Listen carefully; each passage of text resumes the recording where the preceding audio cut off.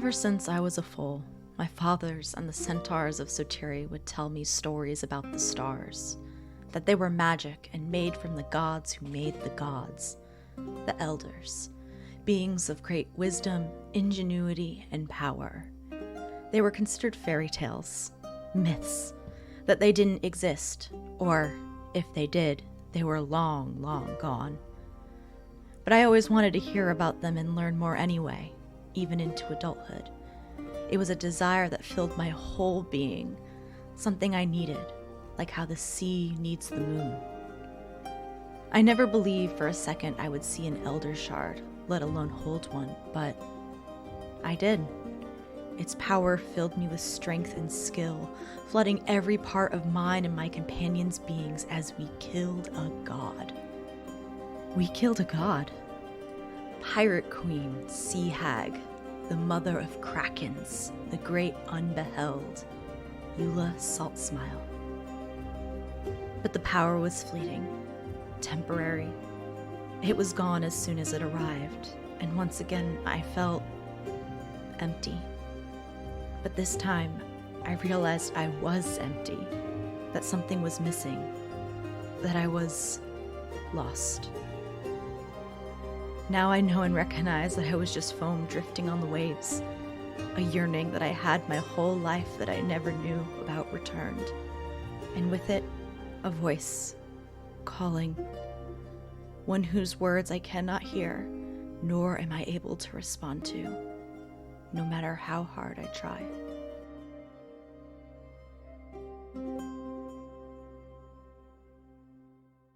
Hey! Hi! I don't have time for this. No offense, very busy. Hand me that red flask. The one on the left. Your other left. Oh, it's Winnie, sea scavenger extraordinaire. Shouldn't she be scavenging? Yes, I should. But no, there's things out there. Star things. Powerful things. World-changing things that need to be investigated. There's something... Jeffrey, don't eat that. Something I know I knew.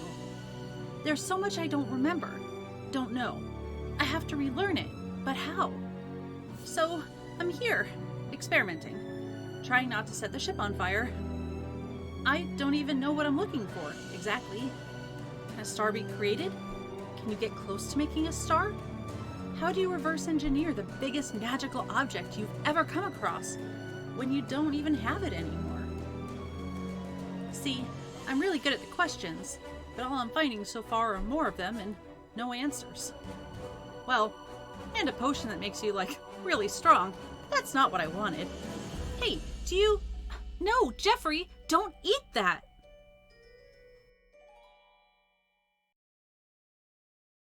After so many years under Eula's thumb and having my whole life determined for me, being told what was right and what was wrong, having no one else but her, I'm finally free. Or so I thought. It was never redemption that I yearned for. No, someone like me could never do enough to make up for all the bad I've done in the name of a fake idol. All I've ever wanted was to be desired, and in my search for it, I betrayed the one who made me. I betrayed her for the thing that she feared most, and I tore her and her kingdom down. Now, it's all I can feel.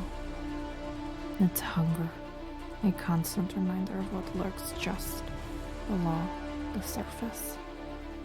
Its name occurs across my skin, ever present, ever threatening. I led it here. I fed it power, and it wants more.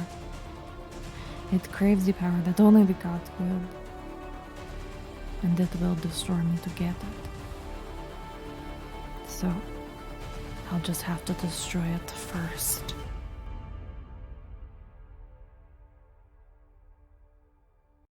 Everyone lives their lives bound by what they accept as correct and true. That is how they define their reality. But what does it mean to be correct or true? those are merely vague concepts. Their reality may be all a mirage. I was an arbiter of a zealot Triton tribe, the Nalos. I was true to my traditions until I found my reality was a mirage, an illusion to subjugate my people and gain power for an evil demigod. Now I have been touched by darkness and broken by a false oath. Tell me where I should go now. To the left, where nothing is right, or to the right, where nothing is left? I turn to the shadow, for that is the only place for a monster like me. I am the ghost of the Tritons. I am the darkness of the Nalos. I am the unholy warrior of the seas. I am the Shadow Knight, Proximus.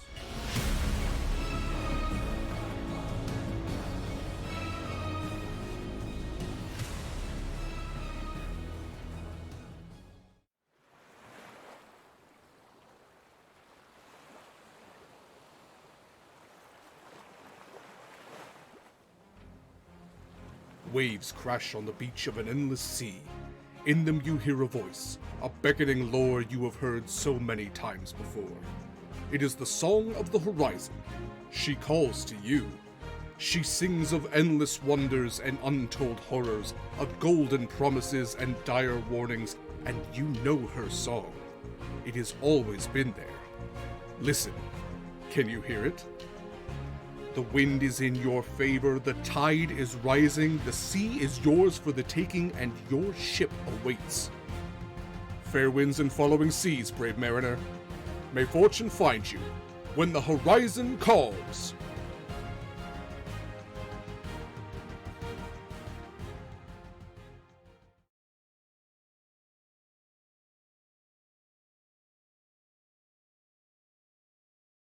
Back to Horizon's Call. I'm realizing the music that I'm playing isn't even the right music I want to be playing. But it's so great to have you all back. It's so great to be here, and we're super excited to be back this week and have more oceanic adventures and all those sorts of things. My name is Derek Sword. Yes, Sword is my real last name. Yes, it is awesome. No, you can't have it. I am your GM and your guiding compass as we navigate the world of Damaris, the world of Horizon's Call, an oceanic world that I made up from my own brain. Before we get into recaps and all of the stuff that we talk about at the beginnings, I typically have these lovely people introduce themselves and their characters. So I'm going to have them start out. So, Mare, if you wouldn't mind starting us out. Hello, I am Mara. I use they, she pronouns, and you can find me on Twitter or Age of Dice. I play Acacia, your amazing soul knife centaur rogue, whose entire home just got raided, and everyone is a refugee now. Yeah, that did happen, didn't it? It was only on for a week. It's so tough when the world just does that. I wish somebody really had control over that kind of stuff. Oh well. Mikyl, if you don't mind taking this guilt away from me, please. Well, hi fam, I'm Mikyl, and I'll be playing he/him, Proximus Shadow Knight, the Triton sorcerer, shadow sorcerer. Gosh, I always get the one thing that smites some things. Oh yeah, the paladin. Got it. I always forget the sorcerer part. So yeah, paladin. Between you and me, we'll remember what its classes are. Yeah. Okay. And always a special thank you to Mikyl for doing the artwork for our game. This amazing artwork you see on the screen next to these their window profile things, and also on our battle maps. So Mikyl does a lot of the art for Sword and Key. We're very appreciative to him for it. Kaila. Hi, hello, my name is Kaila, she, her pronouns. I play our murder mermaid, Scarlet Shores, who is having a little bit of a bad case of lycanthropy. Maybe? Maybe, we'll find out. She got bit. Yeah. Yeah, stuff happened. Oh, This is what boy. happens when you can give us a black spot. So if you have interest in messing with our game at all, making Derek leaps and bounds over trying to figure out what to add a little bit of spice to our lives. Oh yeah, we will definitely discuss You black can spots do- and how you the audience can impact this game. There's so many lovely ways you can do so. Eva, if you don't mind, before we get to that. Hi, hello, I'm Eva. I am the other half of Sword and Key, and I am she/her. I will be playing Winnie, who's also she/her. I'm your sea elf artificer, alchemical artificer. One of these days I'll get them in the right order.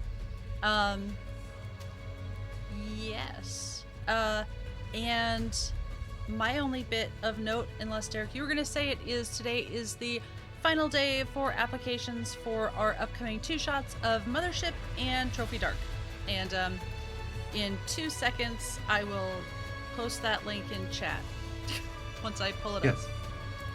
Yeah, that's a great thing. I've been terrible about Twitter today. Our link just went out, so if you are currently in chat right now, please go to our Twitter, Sword and Key with underscores in between the words, and retweet that we have gone live, because I meant to do an hour beforehand and the day has just gotten away from me. But yes, we do have applications currently for game 2-shot of Mothership, a 2-shot of Trophy Dark, and a short-term campaign of Invisible Sun. Mothership and Trophy Dark are both going to be run by the amazing Anik, who specializes in horror games. They are both horror games, be warned now. Invisible Sun is run by the incredible Mayor, who is, as I understand, a veteran of Invisible Sun, and it's a wonderful, surreal type of dreamscape game that kind of seems to almost mirror aspects of like the Fae and things like that. So very surreal, very interesting. Played with a Sooth deck, as a lot of TTRPGs are not. So if you have interest in any of those, again, check out our Twitter. All the application forms are there, but the application forms for Mothership and Trophy Dark end today. I will not stop stumbling over my words. I insist upon stumbling over them. Other stuff. Yes, as Kaila mentioned, you, the audience member, can impact our game. You can donate in a number of ways. All the dollar amounts equivalent to something. $5 is an advantage. $10 a crit. If you do $30, you introduce that concept called a black spot, which is a complication to the game determined by me, the GM. I'm not going to kill off a character, but I might make him a were-shark. Stuff like that. You can absolutely donate directly to Twitch. That's fine. That's great. We appreciate it. It directly helps the channel, but highly encourage you to donate through our pally.gg account. That way it gets divided evenly amongst these players, and it shows them how much you support them and the stuff that they do. So please donate through Pally first and foremost.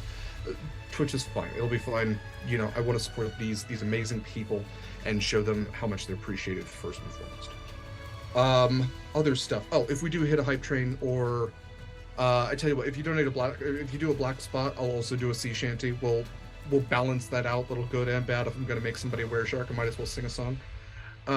So I'll do a sea shanty when we hit breaks. I think that's it. That was a lot of stuff. Let's go ahead and do our recap and jump right in. Who has a recap for the week? That's Mare. me. Okay, I'm take it away, doing the Mare. recap. Last time on Horizon's Call, dealing with the aftermath of the Nerian invasion, the 4 of us decided to split up. Winnie and myself assisted in taking care of some of the refugees with their injuries, as well as my father and I went back home to get some personal items and travel items for a very long journey ahead.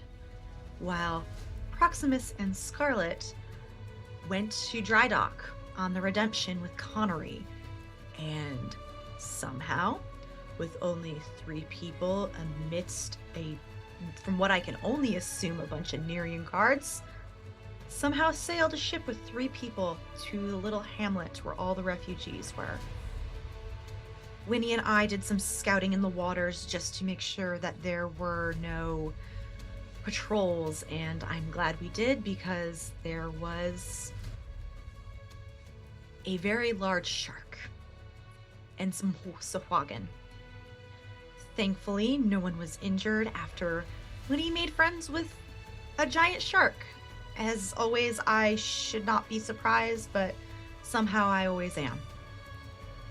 And with that, the redemption tied the 5 keelboats of all the survivors of Korra to the redemption, and we make our way towards Shacklebreak, leaving the centaurs behind to defend their home. Beautiful. Thank you, ma'am. Okay, let's go ahead and pick up then. So you all have decided to sail from Soteria to Shacklebreak. It is the nearest island, essentially from the coastline of where you are, and from previous experience, you do know that it would provide some level of shelter or safety to refugees. Acacia probably less so aware of this. I believe that it's kind of been hinted at it, if not blatantly said to Acacia, but the last time that the crew of the then Innocents was at Shacklebreak, they did a little bit of mass murder. It's fine. They were being attacked. It was self-defense, I assure you. But yes, if you will take a look at your world map here, you can see that right down here is Soteria is your ship as you begin to head north.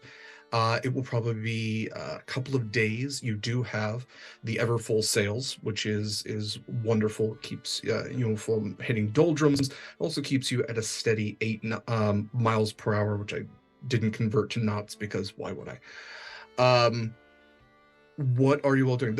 We'll say that the night, this very long night of Korra burning, is now behind you, and dawn has arrived. It is a rather full ship. You have a mostly full crew and a lot of extra people on board. So as the sun begins to rise, what are all of you doing?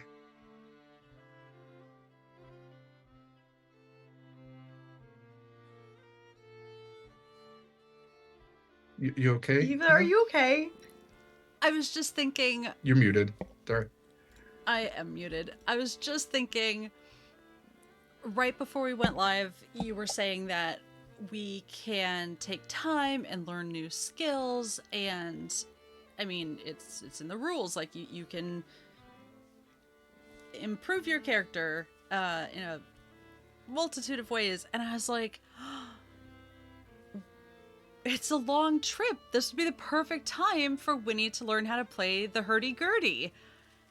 And then you said how many people are on the ship, and I'm like, that would be a nightmare situation for everyone else. So I'm gonna go back to being muted while I think very long and hard about... And see, I was muted actually saying something. It's interesting you say that, because even though there are a lot of people on board, morale is kind of low. It's tight space. Nobody likes being cramped. Even typical sailors are used to a level of crampedness. This is now like double that. You've almost maxed out the capacity for your ship, which already has a larger capacity than it would because of your improvements. But you do notice in the corner nearest the forecastle, sitting on a barrel, is an Earth Genasi, along with an otter who has a lute in his little paws, and they are playing some music to it's kind of soft, just sea shanty-esque in the sense that there's a beat to kind of go about, but there's a jauntiness to it. It's more of like a good morning. It's not like the blaring type of alarm, like everybody wake up. It's more just we're on a long sea journey. Let's all just let's all be friendly about this. I feel strangely drawn to them. You might, in fact. I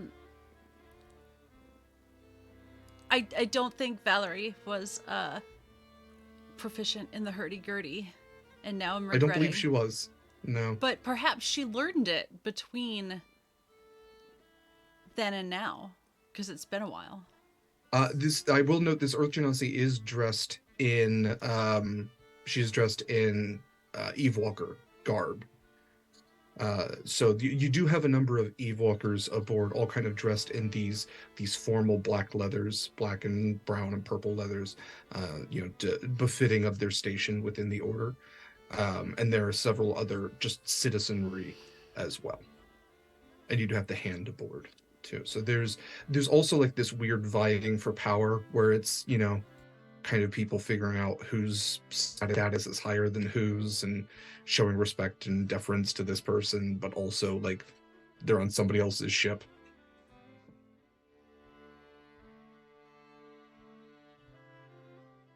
What's Acacia up to as someone who probably sleeps on the top deck? Yeah, Acacia sleeps on the top deck. One of the items that she grabbed from her home before leaving was like a bundle of tarp and sticks, and it kind of unfolds and hooks up to be like a little leaning upright bed, so she's not just like flopped out on the deck everywhere, probably very uncomfortably, 2 spines and all. It's fine. How long are we into our journey so far? Like a day or so? Yeah, literally less than 24 hours. Acacia's mostly sticking to herself, maybe checking on a lot of the other folks in Korra. Not necessarily the Eve Walkers. The Eve Walkers can handle themselves. Definitely saying hi to Valerie, her dads, and other people she's on like neutral terms with. Completely ignoring the hand. If they're on the Redemption, not dealing with them, and just try to give reassurances to people she actually does know that are not capable of handling themselves in extreme situations like this. We'll note both Curio and Darius, since Proximus did note that he opened his room to several other people. There was a couple of people sleeping on the floor, including Curio and Darius, who brought bedrolls for themselves, and a couple of people who, tried to make the bedding work as best they can. So in the morning, Curio, Darius, they come to you. Curio kind of like stretches their metallic back, and you hear like all of these were kind of like wooden and metal pops as all of these artificial vertebrae kind of realign. And Darius comes up to you and he's stretching too, and he's a half elf. He's older than he looks, but you can still tell that sleeping on the hard wooden floor of a ship is less than ideal. But he does have that bag that you saw him grab from Father's Fine Finds, and he does kind of like wipe the sleep out of his eyes. Acacia, I meant to give you this last night, but of course... You have every reason to have not given it to me last night. I wanted to grab this. This is one of our go bags of sorts. Has some more interesting things that were fenced at the shop that I decided to keep for myself, and I thought might come of use to you or perhaps even your friends later. So it's the thing itself is a bag of holding.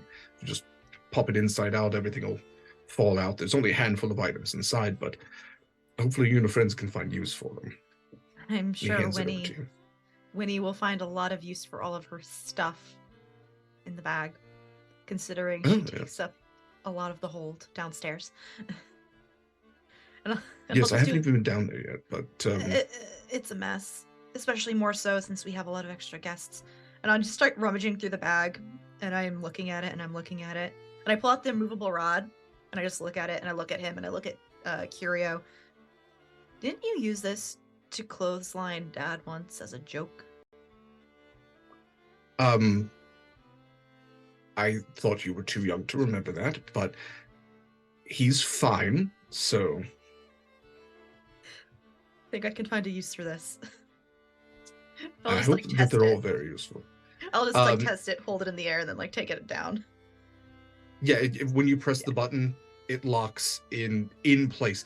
I should note that because you are on a moving ship as well, it does not lock in place to movement of the ship. It does begin... Oh, fuck. Oh, I fixed that real quick. If you lock it in front of you, it very quickly begins to come closer to you because you are on a moving object. Yeah. No, and Darius will reach up and click it off so you're not clotheslining yourself accidentally. He does pull one thing else out of the bag. He pulls out this sleeve that has a deck of cards in it, and he looks and he goes, "These are not what you think they are. They're the other ones. So The ones that don't won't worry." kill us. Well, actually, no, probably not. I mean, you have to try really hard. Paper cuts can be dangerous and get infected. Like, I've But no, heard these are- stories about the deck of many things. That's not this. Not this. No. Okay, Honestly, if I had those, I'm not even sure how to destroy them, but those would not be in my shop. Not when you have centaur foals running around. Yeah. Especially centaur fools are teaching how to be sneaky and steal things. Also that. I will redistribute between that and the group. Thank you. Wonderful. Give him a hug. Yeah, they both give you a hug, and Darius kind of looks. Do you have a what do you call it? A mess hall? Food. All the smell of cooking, Honey should be in her element. Honey, she sounds delightful. She is. Just don't piss her off in her kitchen. Duly noted. And they both go off below decks.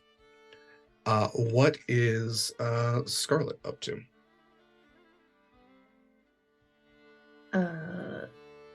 Now that everyone has gotten at least some rest and no one might not be one dying, two in a terrible mood, she's gonna go knock on.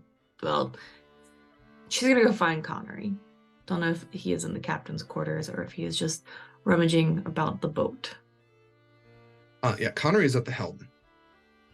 He is taken on his captain duties, and you would also know has given part of his captain's quarters again to accommodate two people, so there are people sleeping on the floor. He has a little area kind of just to himself, but the captain's quarters have been kind of taken over by hammocks.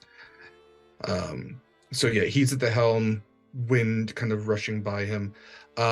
He's very reminiscent of Callisto in a way, but whereas Callisto was like unblinking, moving forward, always seeming like there was like shadows around her.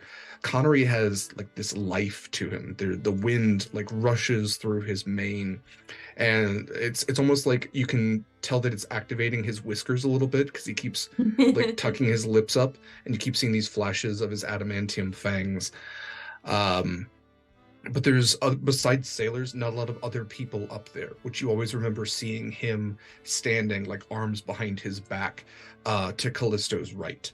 And he does not have anybody to stand there for him. He doesn't have his mate yet. Not yet. But yes, you do approach, and his eyes kind of like lock on you as you come up the steps. What would you like to say?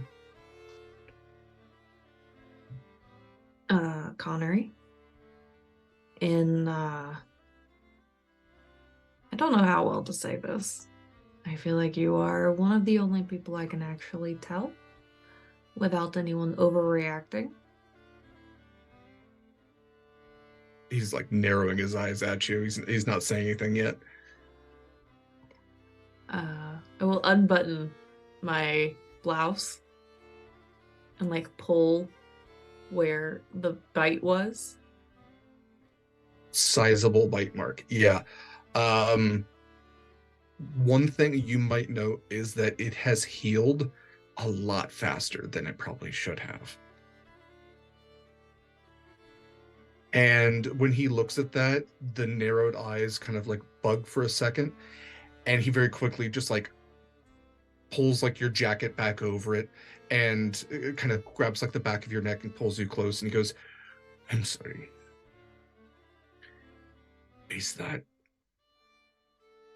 Did you get bitten by one of those things in the town square?"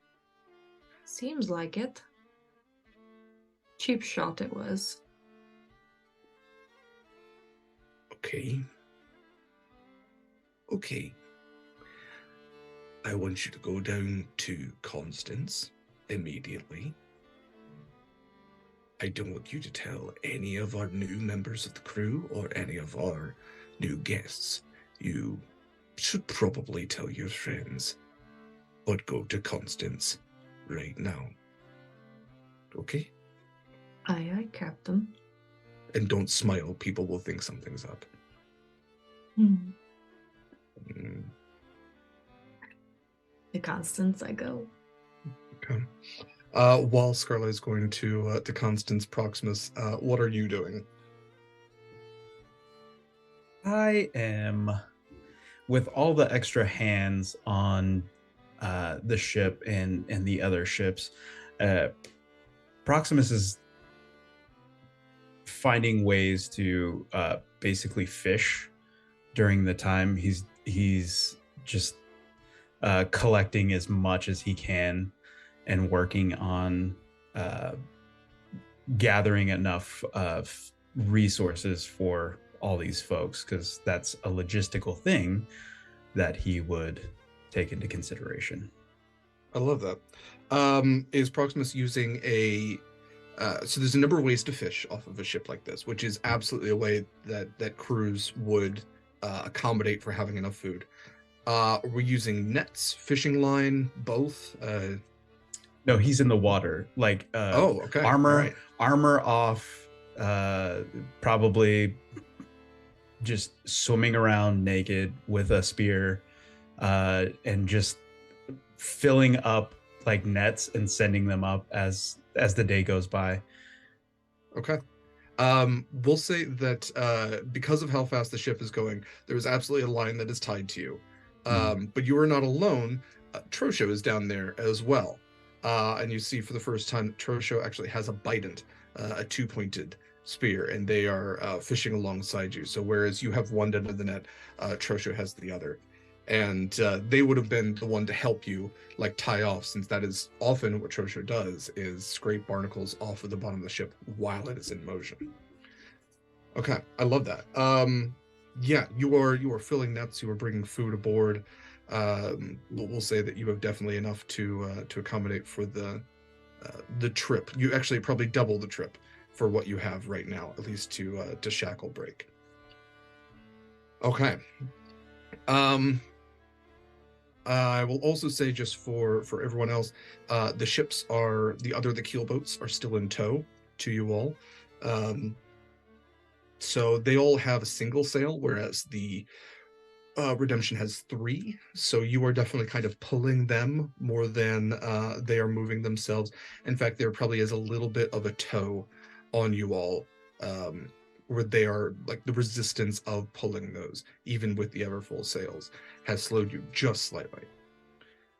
Okay, let's go to Scarlet.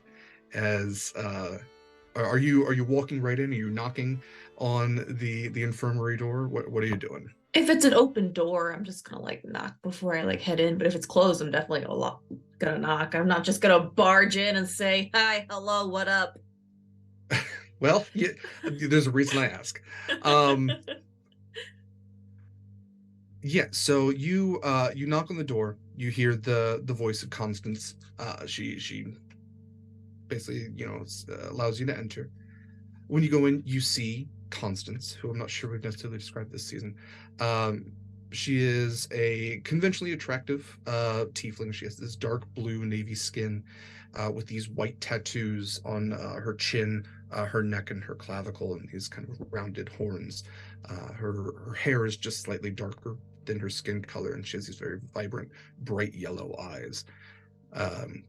And she is standing over one of her medical tables. She has a book out. She's kind of leaning over it, but she has her arms kind of, her hands on the table, and she looks up at you. Scarlet, hello. Did you need something? Well, mainly here to see if you can help with a particular situation. Happy to help with whatever I can. What's your situation? What do you know about where shark bites? Oh, I mean, surprisingly, quite a bit, actually. She goes over to, you can see that in this infirmary, there are a couple of tables that have set into the wood like blood stains that these are like surgical type of tables.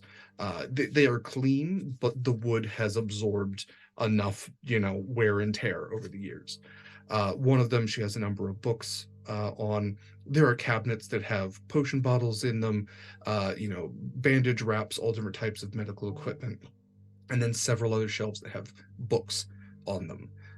With this like leather line that goes across to make sure that as the ship moves, the books don't fall.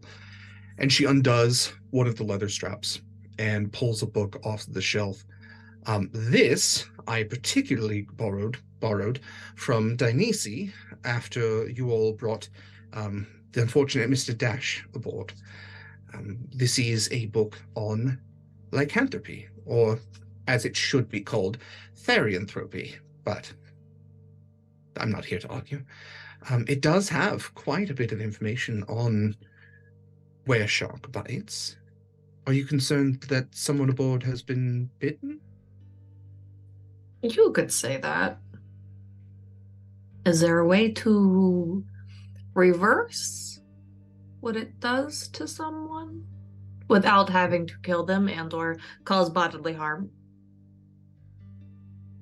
Yes, the proper way of reversing.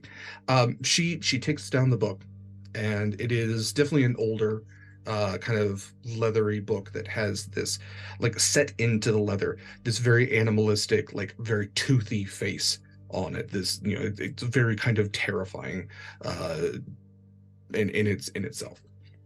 And she flips it open. She's flipping through pages until she gets to this chapter, which very clearly talks about weresharks, and it has this ink drawing of this large kind of hunched figure with these like almost flipper like hands, these very thick hands, thicker arms, a fin kind of breaching out of the back, and just teeth, so many teeth. And she starts kind of flipping through it. Yes, it does say transmission can be through scratches and bites, much as most types of lycanthropy are. Somewhat common in our world, considering the level of ocean. Let's see. Popular with Sahuagin, yes. Yes. Reversing the curse. It says that, like with most versions of lycanthropy, you can trace back the bloodline to the original apex wereshark and slay that one, and that should end the curse. Other than that, there are forms of antitoxin. We did have one. Well, we used it on Winnie, I believe, when she was bitten by, again, the unfortunate Mr. Dash. I believe that's the only one we had on board at the time. I'm sure we could maybe find one at a large enough port. I know they're incredibly difficult to create. You need a person who's well versed with potions and often aspects of weresharks, scales, teeth, things along those lines. Other than that, there's not much else we can do. About how long from bite until first transformation? She flips the page again. It does say the transformation can be induced by a number of factors. Weresharks are not. Their transformations don't hinge on the changes of the moon. That can be part of it, but also intense levels of stress, intense levels of perceived danger can also induce transformations. It says roughly 2 to 3 weeks, depending on the person. Right. Well, it does say some signs will be headaches, intense bloodlust, craving for raw meat, the disliking of silver, again, over attention to phases of the moon, things along those lines. What if somebody already has those symptoms? Like, I would say without being a were-shark. And then they get Oh. bit by a were-shark, and then we don't really know how far it's progressed. I don't think it has anything in here. As a somewhat medical professional, I would imagine that it would be a compounding headache, like if two migraines had a baby with another migraine, and you mix that with like a thunderstorm, it would be bad. And the bloodlust, I mean, this I think would be more intense than your average type of bloodlust. It's more of a bitey kind. Bitey kind, got that. Is this all just for? Should I be concerned, Scarlet? No, nothing to be Roll for concerned deception. about. I let you get this far. Oh shit. 9. Okay. All right. You know what? I'm not gonna use an will- advantage on it because I will roll against it just to see. yeah. She rolled a 2. For a second, the eyes like narrow at you, and she almost like leans forward a little bit. I trust that if there's anything to be concerned about, you especially would be honest with me. If there is a person on this ship, just we'll likely need as much silver as possible to try to barricade them. Although how well that would be, the last whale shark we had aboard demolished our brig. Good thing we've built a new one. Yes, but again, it's just metal and wood that does not stand up well to creatures like whale sharks. I'm just asking because there were so many were sharks with the invasion, There were. just in case someone might have got, chomped. I appreciate your time and your knowledge and your grace and your beauty. I will let you get back to doing whatever you were doing. It's like there's a little blush that kind of comes through the Navy.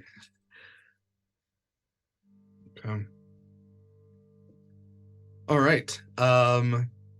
So the day kind of goes on. What is everybody else doing? At some point, I would have played Santa and gone around to everybody to give them gifts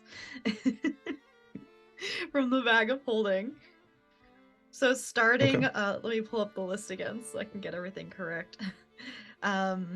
First of all, Acacia is sporting a nice new belt.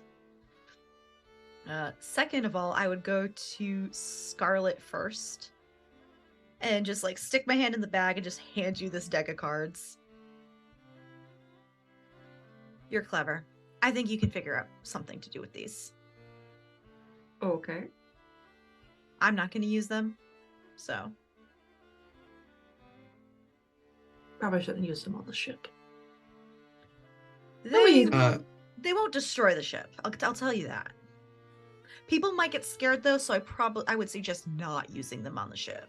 Maybe better for land. We'll save it for land. Or if you want to scare off some predators. And I just shrug. I'm the only predator on this ship, let's be real. Connery's a lion. He is a big softy, don't let him fool you. Okay, sure. we should note that Acacia's belt is like a WWE belt. It is Oh, I hate it. thick. It goes like I all have around one of the those middle. here. Yeah. Do I need to go get it for reference? I think people can. If you don't know what a WWE belt is, you can Google it. It's enough in the pop culture oeuvre. So yeah, there's this big belt buckle on it, and it has this like it's this mix of like metal and almost stone looking. Like there's a very intense like buff vibe to it, and I'll say Scarlet just right off the bat, like Acacia's shoulders already be popping. But even more so, like Acacia's just like No, I don't want to do that. I like to still be looking the same, but just surprise the fuck out of everyone. I would say there's a little more. There's a definite tone to Acacia. Yeah. Okay. Scarlett, did you want to do anything with the deck as it was presented to you? I'm going to slip it in my pocket for when we reach land. Okay. Fair enough. And then I will find Proximus. And I'll rummage through my bag and hand you a small little figurine of a bronze griffin. Thank you, Acacia. What do I do with it? If it is what I think it is, you will summon... How do I explain this? And I just like point at the griffin, which is a mix between a lion and an eagle. That. And I don't know Like if you know had what Connery that is. and Sammy Together. but like not humanoid. This is a interesting creature. Thank you. I will You will put it next to summon my that. plant. But my size. Oh, like rideable. Yes. Oh, maybe I'll keep this on my person. Yes. I know it, Okay. when you use it, it stays for a certain amount of time and then it needs to recharge. You know, Acacia, I like your new belt. This is a new It's a fashion for you. It's a little tacky, but it's useful. And I'll just Whatever like, you are doing it well. Keep it up. and I'll just like grab like a barrel and like just start lifting it with one hand. Oh, Yeah. I'm a little stronger. It's useful. that is amazing. Well, Still thank you think very can much. Beat me in an arm wrestle, so I will take that challenge. You know I will. I know you will win. Thank you for this small trinket. I will keep it on me. I appreciate this. Thank Darius and Curio. I will. Thank you. You're welcome. It just goes And- skipping off. Like two Skipping. hand holding the So the design of it is bronze. It definitely has a patina on it. So there's like a level of green in mixed in with the metal.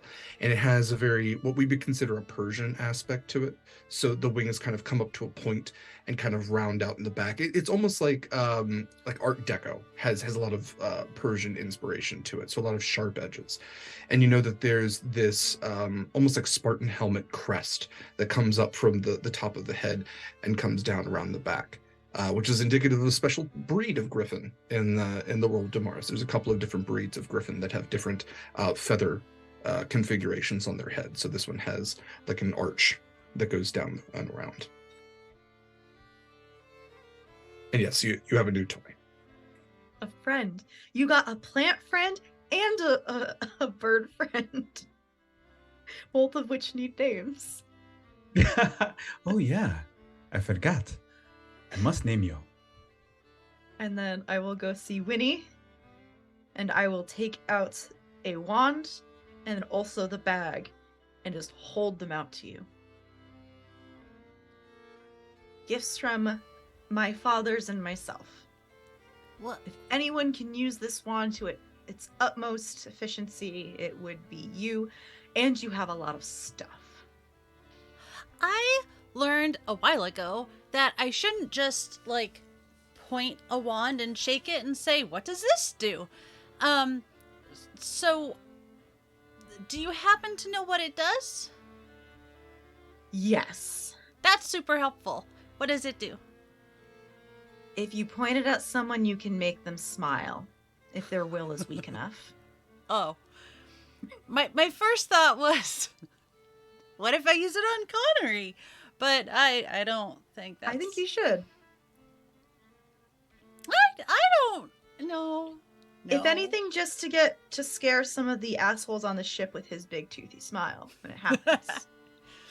Well, thank you. I will find a good use for it. And the bag. I really appreciate the bag. I used to have one a really long time ago, and it was really super helpful. And I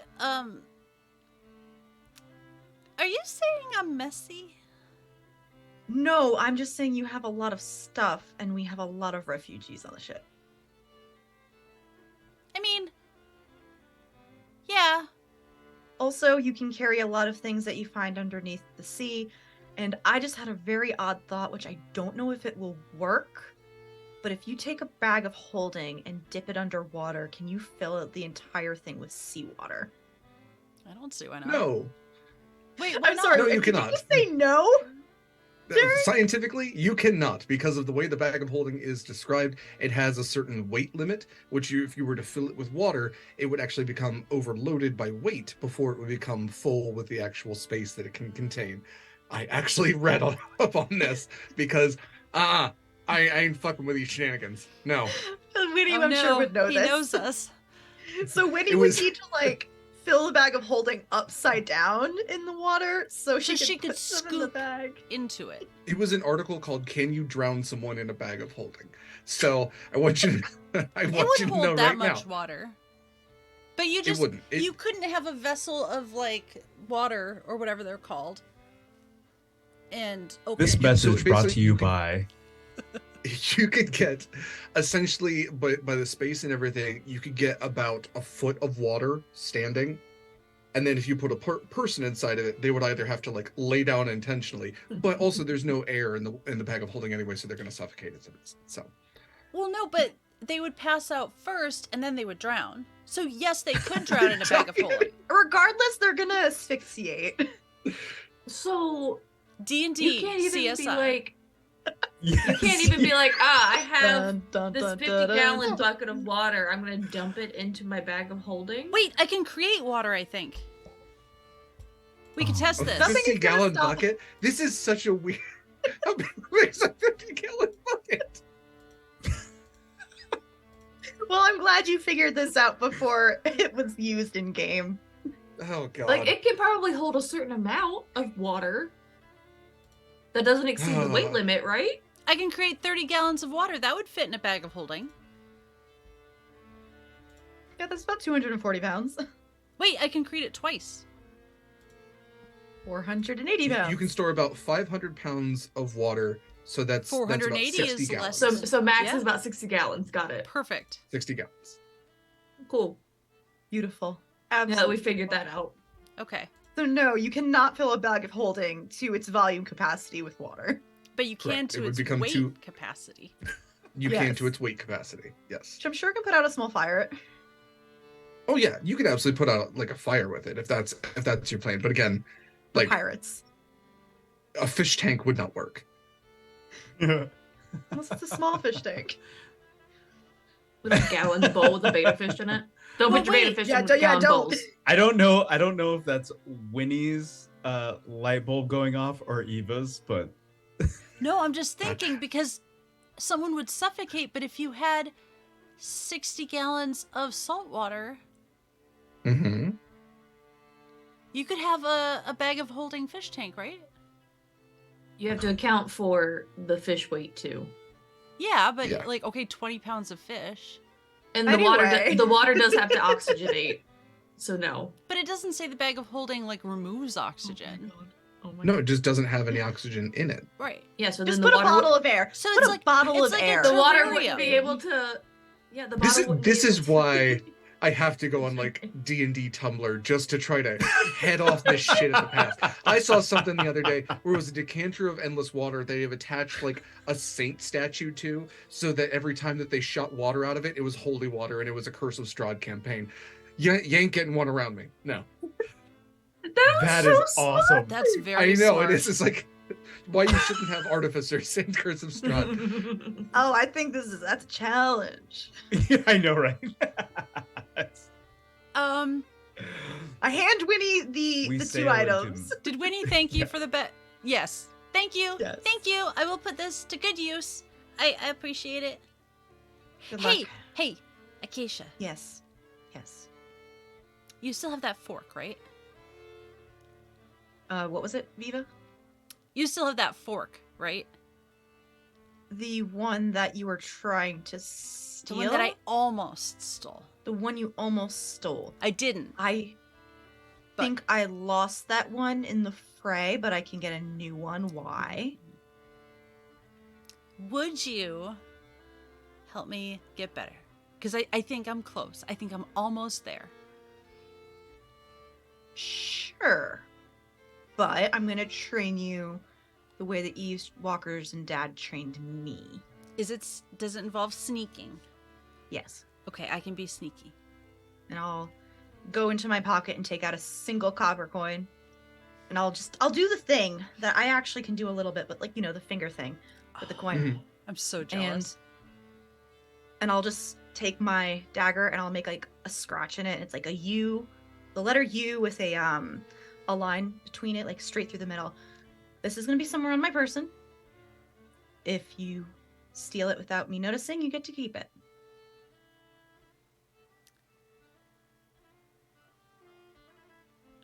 No one else is saying it, so I have to say it, and I don't know if it's Eva or Winnie, but would you still say person? Because you're a centaur? Person? Yes, because I am a person. Okay, you are. I would. That's fair. Centaurs is people too. I wouldn't call myself a human. Yeah, no, that'd be weird. Okay, somewhere on your person, I can also recruit Darius and Curio and Valerie and some of the other Eve Walkers if they're feeling up to it. Actually, the other Eve Walkers probably have their own already on them, so don't even bother. My dad's might need to be reminded since they're retired. Okay, I didn't know the rules, so like I didn't know if it was like Don't get caught. Okay. Well, I figured that was a rule. That kind of seems like part of the training, but I didn't know if it was like bad form. So that's good. So like I can attempt this on anyone previously listed? Any of the Eve Walkers. Okay. Plus my dad and me. I'll hint to the other Eve Walkers that someone might be training and not to be surprised. Okay. I didn't want anyone to think I was like actually stealing their like goods. Yeah, don't actually steal their stuff. Stick with the coins. No, we don't need suspicion and bad things on the ship right now because there's kind of a lot of people. Okay. Also, if you're participating, it means you need to have some on your person as well. So pick initials, a symbol, and carve them in a couple coins on you and leave them in your pockets or armor, wherever you think would be best. Okay, I got this. Thank you. Good luck. Also, you can also try to pickpocket the otter too. He is technically an Eve Walker. Good luck. I almost lost a finger. I won't start with him. Don't start with him. Okay. Edgar is the final boss. Winnie is going to use heat metal to heat up like a nail or something to draw like a very stylized fancy W into a coin. Love that. Okay.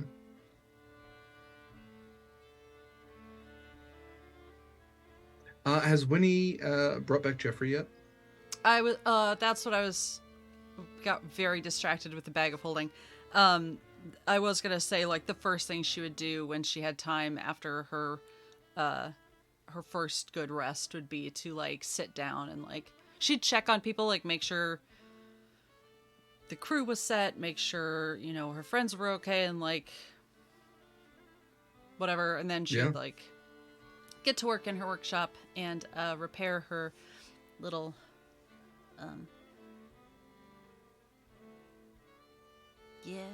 her little Jeffrey. Yeah. So Winnie, to describe your workshop, because this is a new part of the ship as well. We have the map pulled up, so I will actually pull this up on Roll20 here and show all of you Winnie's new digs. So if we look right over here at the far end of the ship, at the stern, there is actually a full little alchemist area here for Winnie. So when you might have to step over some people who are kind of sleeping in the hold. It's the darkest down here. It's probably the quietest down here. There's a lot of other stuff. You can see that an entire side of the ship. The port side is completely just loaded with goods, and the starboard side has a level of goods as well. But you can pretty decently move around into your shop. You've got a little cotton there. There's a few bottles here and there's some books, but yeah, there's a full alchemist shop which was set up for you intentionally. And yeah, you can make a little spot on the table and lay out Jeffrey's little form and reignite that gem of brightness and fix his little broken pieces and put your boy back together. I feel like it's like Build-A-Bear. Like, But like Winnie's running it for herself, so she's like, okay, like speak a wish. yeah, like she Give a little absolutely kiss, like spin around 3 kisses. times. Yeah. Yeah. Build a mechanical were shark. What is the homunculus rules? Homunculus servant.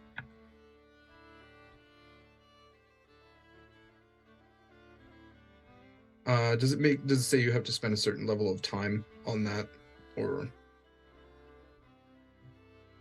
let's go to Probably.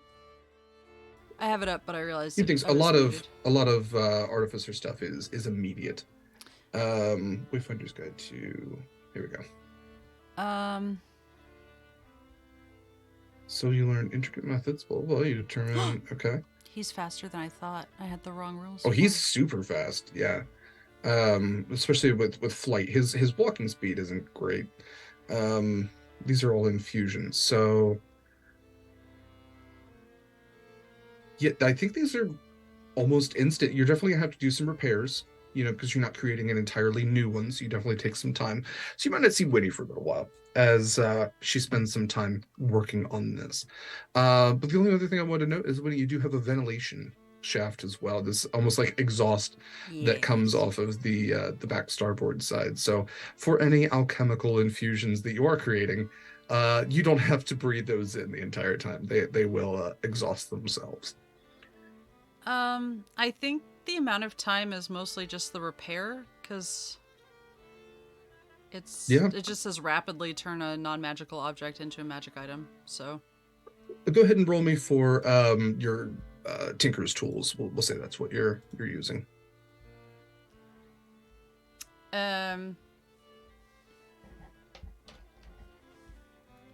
So what is that? Just D20 I think plus? it's essentially a sleight of hand because you'll be rolling for dexterity with proficiency. 27. Oh yeah. So you lay out Jeffrey like a little Buzz Lightyear, and you've already pulled the shark teeth out, and you take a really good look at the gem of brightness.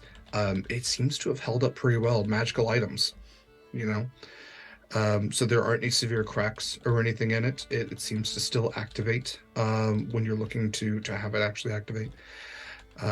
You are able to fix where the arm was severed and forge some new parts for the new arm. You're able to kind of hammer out a few of the dents. He's gonna have some battle scars, but maybe he'll be proud of them. And as a few hours go by, you step back. He's all done. You close the little panel on his chest, and you see just the light kind of flicker behind his eyes, and this little whirring noise. And little Jeffrey just sits up, kind of just chomps his little shark teeth, and then looks at you and dabs.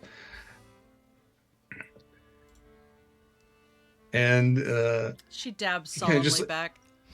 Yeah, he just puts out his hands for uppies. And yes, little Jeffrey has returned. I swing him into a hug, and then I run upstairs to fling him into the sky in his rightful place. Oh gosh. I lost the map. There we go. Yes. So yes, you fling Jeffrey into the sky, and his little motor blades will start whirring, and he immediately just like takes to the skies, barely like misses one of the Flintons that's flying along as well, and Jeffrey just kind of starts doing circles around the ship. Okay, we're hitting about midday. We can kind of skip forward with some stuff, but is there anything anybody else is? Yes, please, Mary. Does Scarlet tell us about the bite?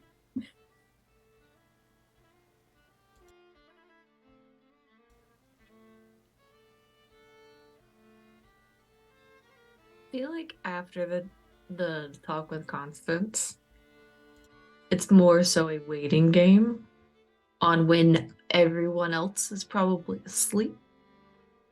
So there's not listening ears. All right. Less people who know, the better. Uh-huh. So the day goes on. So yes, we know. Technically. During the day, I think Winnie will be like replenishing her elixir situation. Yeah. In what sense?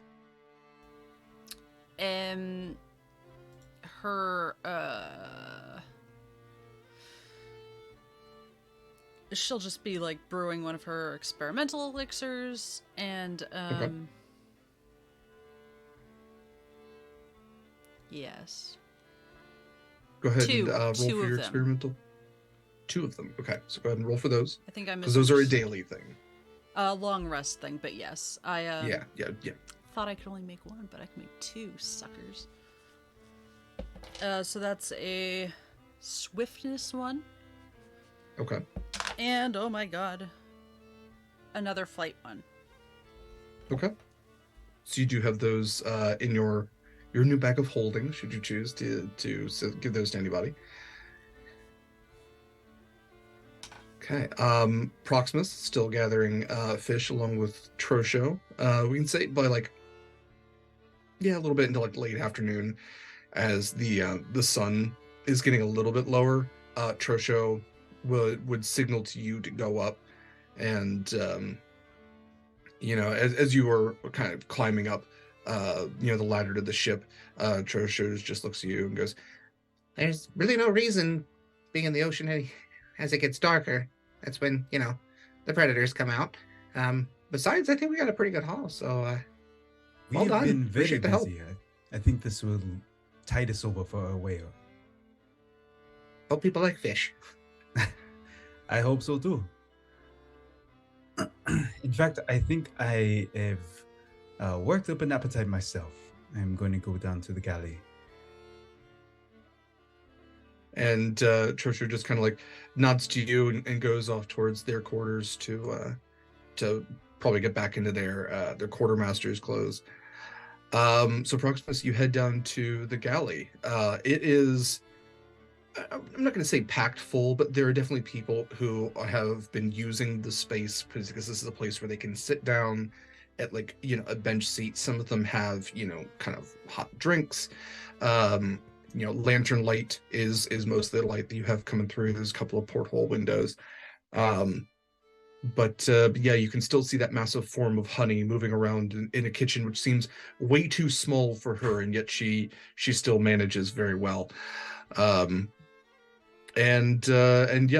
are plates of food that are kind of available on the little like serving area that are kind of up for grabs. She keeps just like placing one out there every now and then. I'm gonna grab something and then go into the back kitchen and Honey, do you need any help back here? Is there anything that I could help out with? And this very large, hunched over female gnoll just kind of like turns to you, like very feral looking in a sense, because nobody goes back in the kitchen. And like this predatory look very slowly fades from her eyes, and she goes, "No, thank you. No, everything's fine." I can wash dishes, or, Proximus, I mean this with every decent fiber in my body. If you don't get out of my kitchen, I'm going to kill you. Understandable. I will leave now. Bye. Yeah. And she like closes the door behind you, and you just hear like this like crashing of pans and things like that. And just like this very muffled scream. And yeah. Yeah, I'll just grab a plate and sit down, just kind of checking on everyone, making sure everything's going smoothly. Okay. All right. So the day continues on into night. The Earth Genasi that we have established as Valerie, and the otter that plays with her that we've established as Edgar, have continued to play throughout the day. That's kind of the role that they have taken on, is this like morale boosting sort of thing. You know, when they play certain songs, the sailors will sing along, and it's this kind of way to break the monotony and break the closeness. A few other sailors who have instruments of their own join in with Valerie in the evening, and several people kind of gather around to listen in. And before long, the night sky, this blanket of stars, is above you. The moon is only about it's probably waxing to almost a half moon at this point. It's a cooler night, and Connery, you can see there's like this tiredness in his eyes, but he hasn't left the helm for what you can tell all day. What would you all like to do in the evening?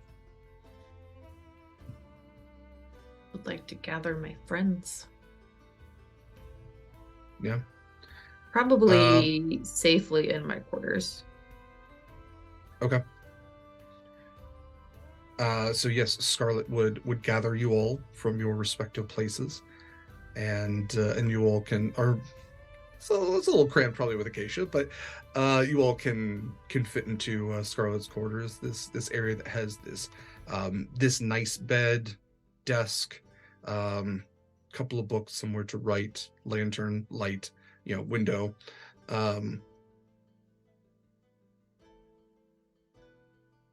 Myself as small as I can to give everyone room.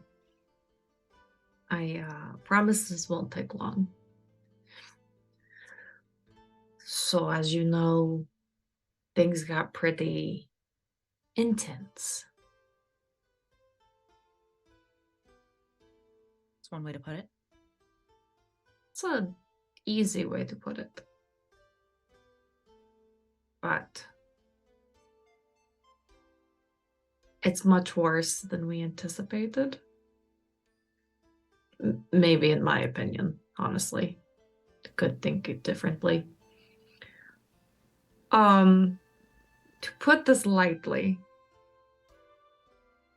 was bit by a whale shark. And the bite is healed very quickly.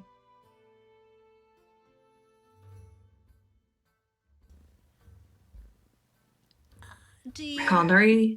Connery knows. I don't think Constance knows, but she knows an awful lot about lycanthropy. That's rough. Do you want to be a were-shark? Not really, Winnie, no.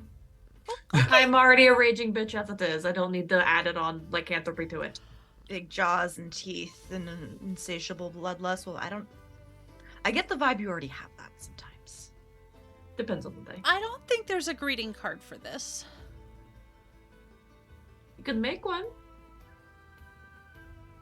I'm kidding, Winnie. Oh, I'm okay. kidding. Well, I mean, It was a joke. if it made you feel better, I'd make you a card. No, what would make me feel better is not being a raging monster outside of my own hands. Constance mentioned brewing an antidote. We could probably do that. I think you could probably do it, Winnie. Me? I mean, yeah, probably. You're very lucky because a little Jeffrey is just going to kind of awkwardly pat your shoulder. You just hear this little like metallic voice, not Jawsome.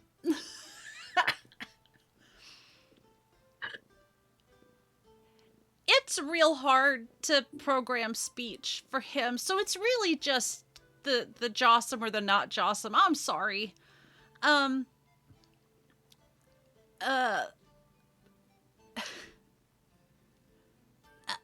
He kind of took a big bite earlier.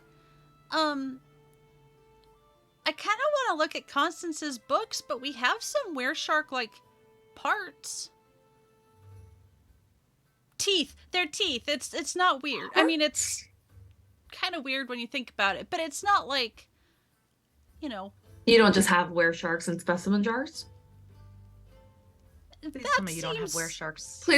Please answer no to that, Winnie. No, I don't. That seems, you know, a little extreme. Yeah. Like sort of a dark, bad path that seems very tempting, but I don't think I should go down that route. Also, like, specimen jars on a boat in, like, bad water and waves and stuff can be very, risky. That's one way to look at it.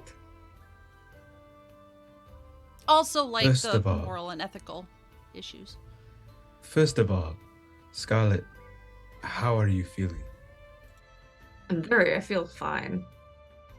That's the problem, though. I should still be hurting from this thing.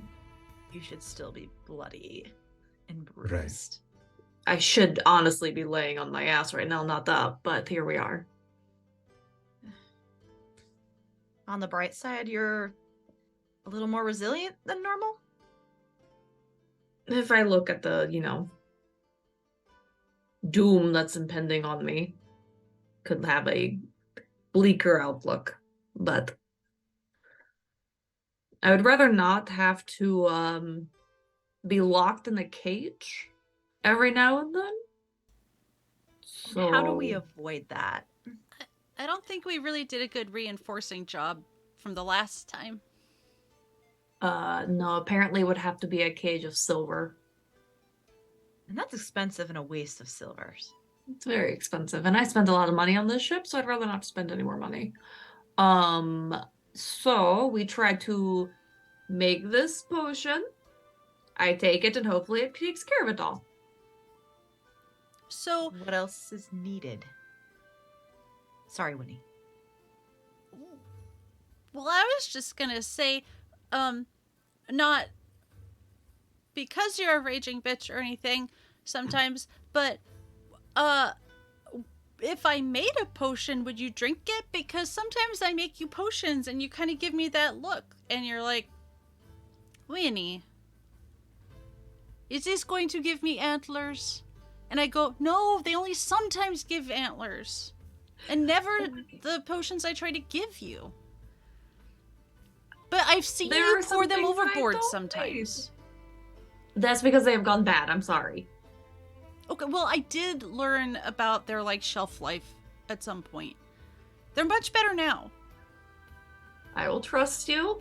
I don't need antlers, and I don't usually need extra things. What I do need now, though, is not to be a wereshark. Okay. So I will drink whatever you make, and I promise I will test out one potion for you after. That is my deal to you. Excellent. And you don't want Constance to know, is what you're saying. I don't want Constance to know that this could actually be a problem. I don't want anyone on this ship to know that I could kill them at any point. Against my will. You might want to tell Constance, though, because it's only going to cause more suspicion if we need to look at her resources. But she's already aware that I have a worry of someone maybe possibly being bit. She doesn't know it's me. She is going to think that it is someone, though. I told her we should prep for things just in case someone was bit in the invasion. Which is very smart. Oh my It gosh. makes sense, yes. Oh my gosh. There could be more. Yeah. In theory, there might be more. We don't know. But I'm not imposing checks on anybody because that would out myself. Yeah. But, well, I mean, I don't... Okay, what if... First of all, if this doesn't work, you'll tell Constance, right? If this doesn't work, I have to go a different route, and I don't particularly want to go that route. Don't Oh. lycanthropes. Don't some lycanthropes know how to control their lycanthrope abilities? Don't you have to learn that? I don't want to learn it. I don't want to have to learn it. Well, if you have to learn it versus killing everyone. See, I think this is the thing that takes time to learn. It's not just an instant flip switch. Read a book, know all about it. I've heard stories that is very painful, the transformation itself. Yeah, that's fine. Maybe just in the meantime, start learning until we can get rid of it. The sounds from that Constance. cell were not very good before Jeffrey came out. Big mean Jeffrey. Constance mentioned Proximus- it could take a few weeks. I will give And this it could- Proximus. I'm sorry, Kayla. If- Being from the Nalos, a tribe that has encountered Sahuagin invasions before, Proximus has directly seen what a wereshark transformation looks like. And the sound of bones popping and ligaments tearing underwater as it is both deafened and echoed is a horrible thing. And the You whole will concept of continue blood to in the play water. coy, though. Yeah. Proximus might not want to I give this all the way heard- to Scarlet. Yes, I heard it was a bad thing. Not really confirming that I've seen it happen. But But Proximus would know that, much to what Acacia said, there are Sahuagin who intentionally get bit. They spend time becoming these berserkers, basically, that can transform at will, control themselves to a point, because they weren't attacking other Sahuagin. But right from bite one, it takes time. There are a lot of Sahuagin who become bitten unintentionally by these things, which is why they are kind of separated and segmented into these specialized regiments of these these sub communities. I guess it has a double entendre because they're also underwater. But these separate communities of weresharks, which very much like Viking berserkers, live apart from the main type of society because they are so dangerous to everyone else.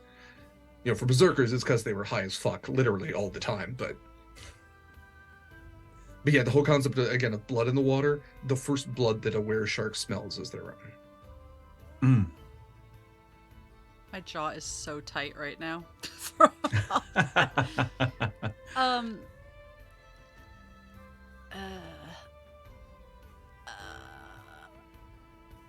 Constance says I have a few weeks. And stress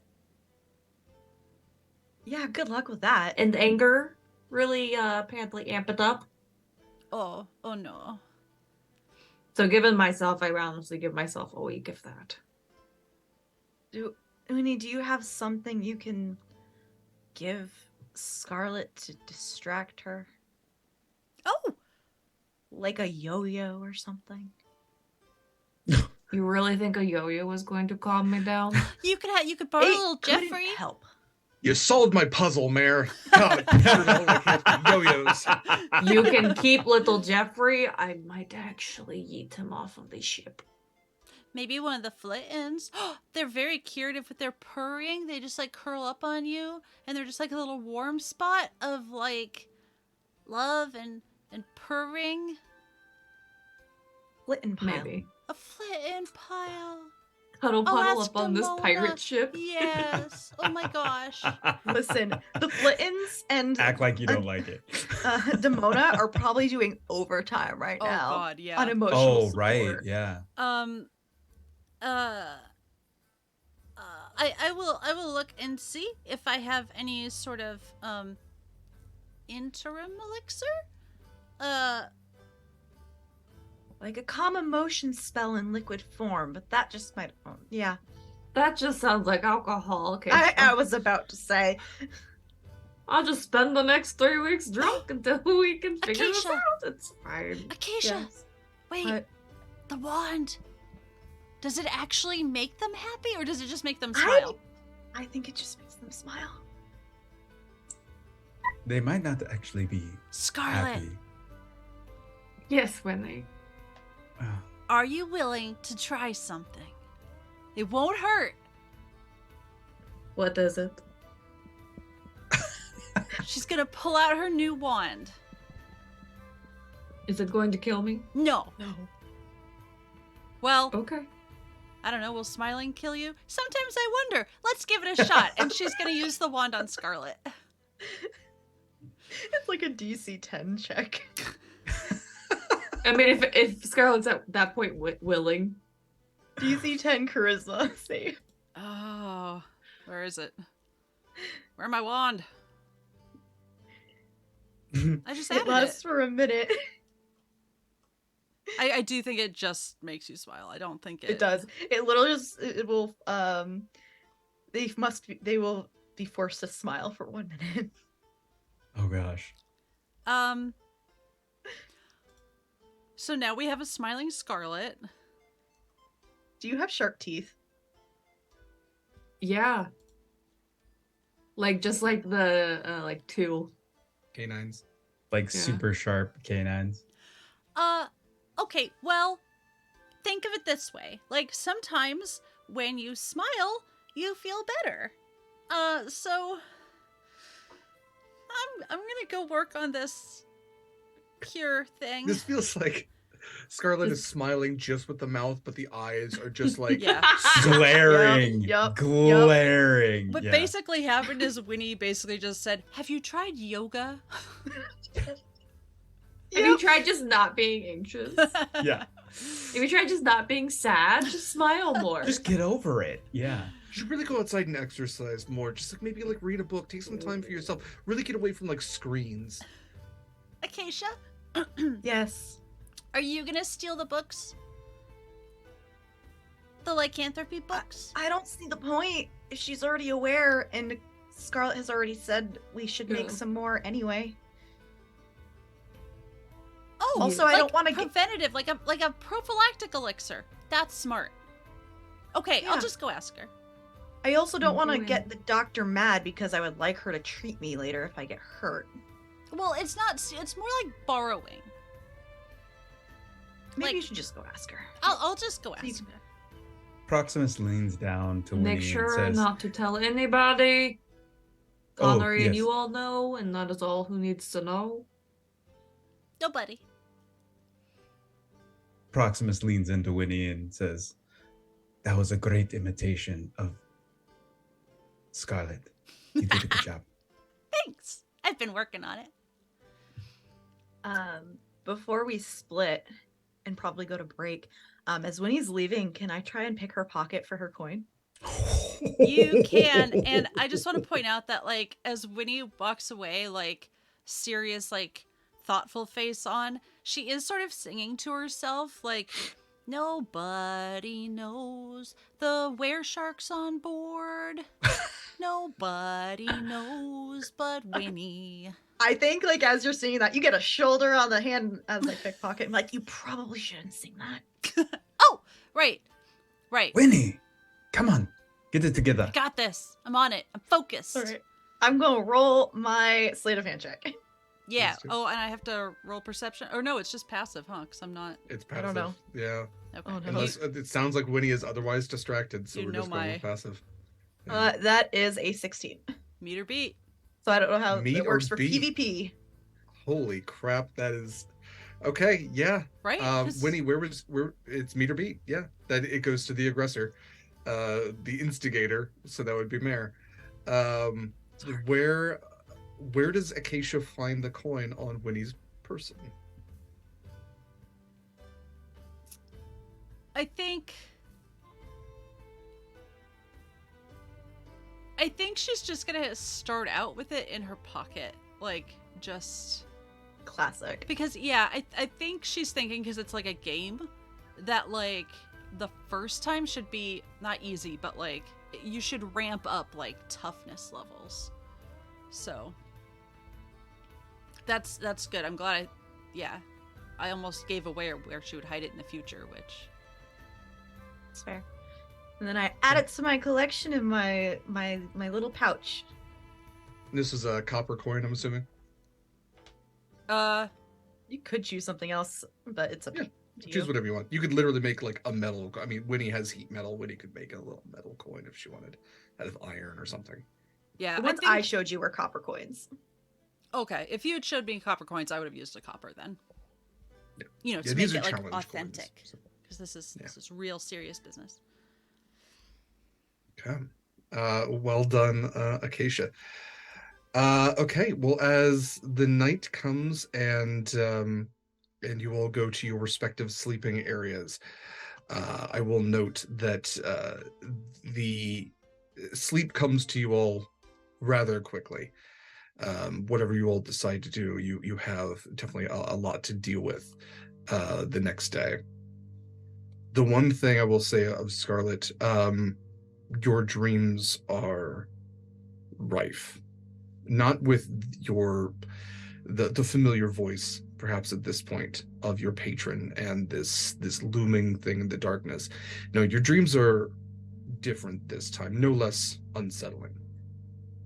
But you find yourself at the bottom of this not overly shallow area, but you can see that light is streaming down from the water. You are underwater, and it is daytime, and above you, circling the entire night when you sleep, is the large form of a shark, seemingly getting closer and closer to you. And with that, we will take a break. So, everybody, go do the things. Go take care of yourselves, your pets, all that kind of stuff. We'll be back here in about 10 minutes. We'll see you all then. Thanks for sticking around.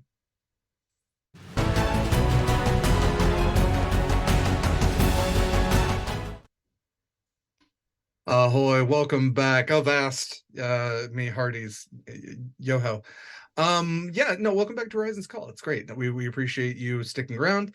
If you joined us during the break, welcome. Well, it's very, very nice to have you here. We are going to jump back into things as dawn once again rises on the redemption. This is the day that you likely all will be getting to Shacklebreak, as again, winds have been in your favor thanks to your fancy magical sails. So it's probably going to be a little bit past midday when you should be able to sight Shacklebreak over the horizon. We have had a little bit of a revelation as Scarlet has revealed her potential lycanthropic curse, infection, however you want to consider it. It's a little bit of column A, a little column B, to the rest of her party. How are you all spending your morning?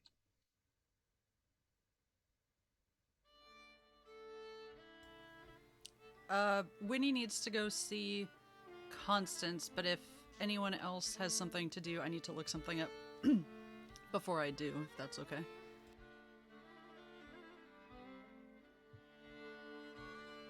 Okay, so while Eva does that, what is everybody else doing in the morning? Laying low and trying to stay calm.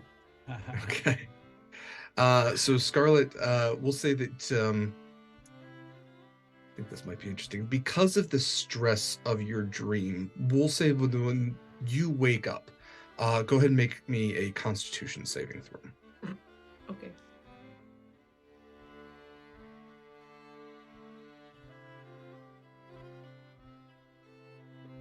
Dirty 20. Okay. You feel incredibly good. Like stronger than you have before. There's like this vitality to you. You have all this energy. It almost like bypasses you that your sheets are a little torn up. That like something with claws was ripping at them. And you do feel something kind of sharp in your mouth as you pull it out or spit it out, however you choose to deal with it. A single small shark tooth, like the root and everything just comes out.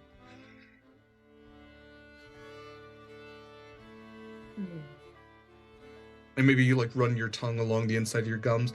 Everything seems to be fine.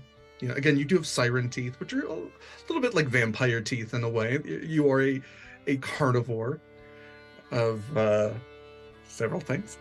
But everything seems to be in order.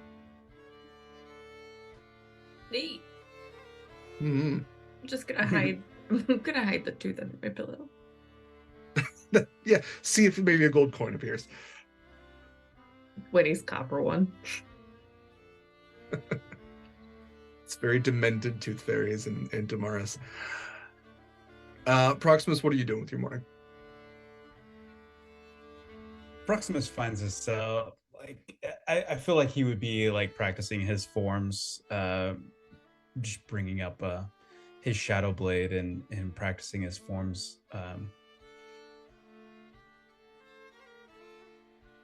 On the deck. Yeah, nothing special. So people are kind of there's working a crowd out his that's morning kind workout.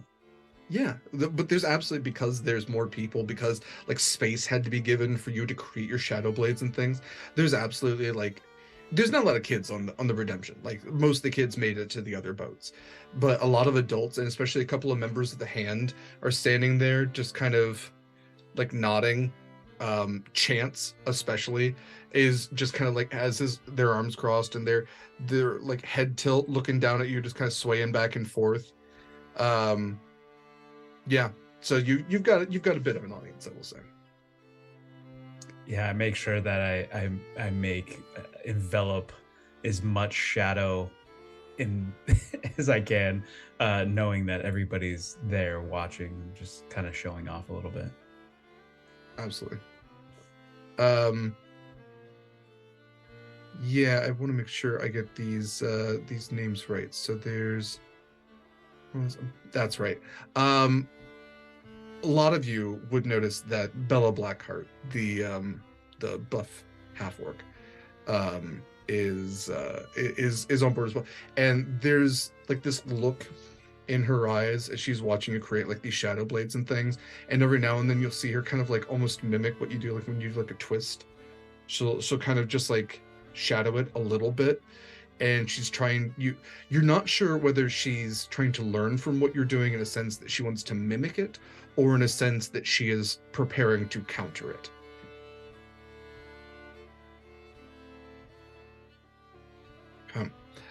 So Winnie, you go to Constance. Yes. I think before she leaves her area, she will notice that her coin's missing in the course of getting ready for the day. And she will chuckle to herself, then clench her fist. And she'll make a new one. And hide it appropriately. I'm not going to tell you where.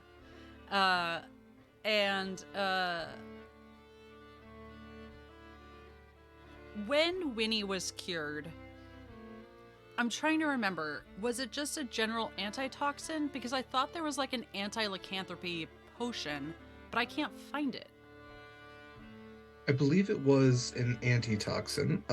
Let me... Because I was like looking at, and obviously I used it, so it's not in my inventory, but like, I thought there was a specific one. So that's kind of what I was looking for. Blood of the Lycanthrope antidote. Blood of the Lycanthrope. See, it didn't come up under, well.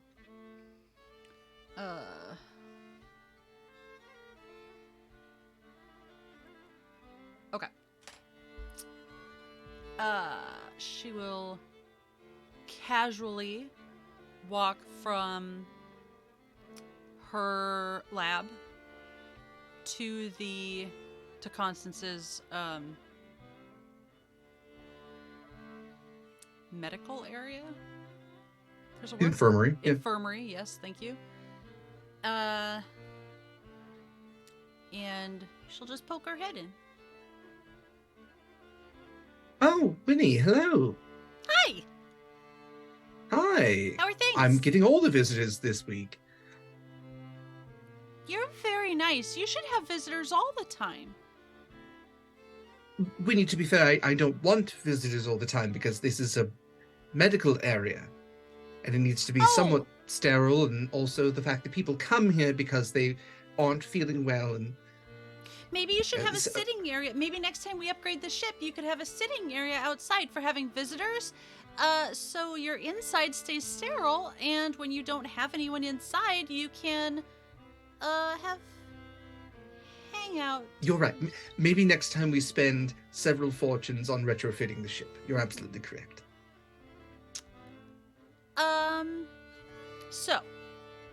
So I was thinking, a lot of injured people, a lot of weresharks. Having had a brush with weresharks myself, I'm not saying I'm nervous. I'm just saying we should be proactive. And I don't, did you restock on any of the anti-wereshark? The antidotes? No, that's very hard to come by. Only really larger ports have things like that. Actually, mostly they're generated out of the Empire because, well, the Empire has dealings with Sahuagin, and typically they'll have at least one bottle on board any of their ships. But no, I wasn't able to restock in Kor. Do you know how to? Why do the Sahuagin have it? Well, no, the Sahuagin don't. The Empire is able to create a facsimile of lycanthrope blood, mostly because Sahuagin are the ones who they like to become weresharks sometimes. I've heard of that, I think. I believe that's why they were similarly with them during the invasion. So, we don't have any. Do we know how to make any? I suppose I can check the book, and she has the book already out that Scarlet would have seen, and you can see that she already has flipped to a couple of pages. She flips to a back portion that has some suggestions on dealing with weresharks. A lot of this has to do with lycanthrope blood. Again, the Empire is able to create some form of artificial version that seems to work. A lot of times it says that you need the apex creature, the uber how do I shark. want to describe this? I'm sorry? The uber shark? Yes, in a way. Honestly, all lycanthropes stem from a pure bloodline of sorts. Those that are bitten are diluted in a way. The pure one at the very top, the apex, their bloodline can cure all the others if they are eliminated or if their blood is transmuted rather in a certain way. But the Empire again has somehow found a way to manufacture, I think is the best word, artificial versions of this. Other suggestions for weresharks are a deterrent can be hagfish mucus. That you can create a wereshark repellent with that, but are you supposed to wear it, or like? Weresharks apparently don't like the scent that comes off of it, so you can mark yourself or areas with it. Okay, that's. But that is mostly for feral weresharks. It says those that have control over their particular lycanthropy can, of course, circumvent this. I ethical question. Hmm. Say you could find, like, the apex were shark.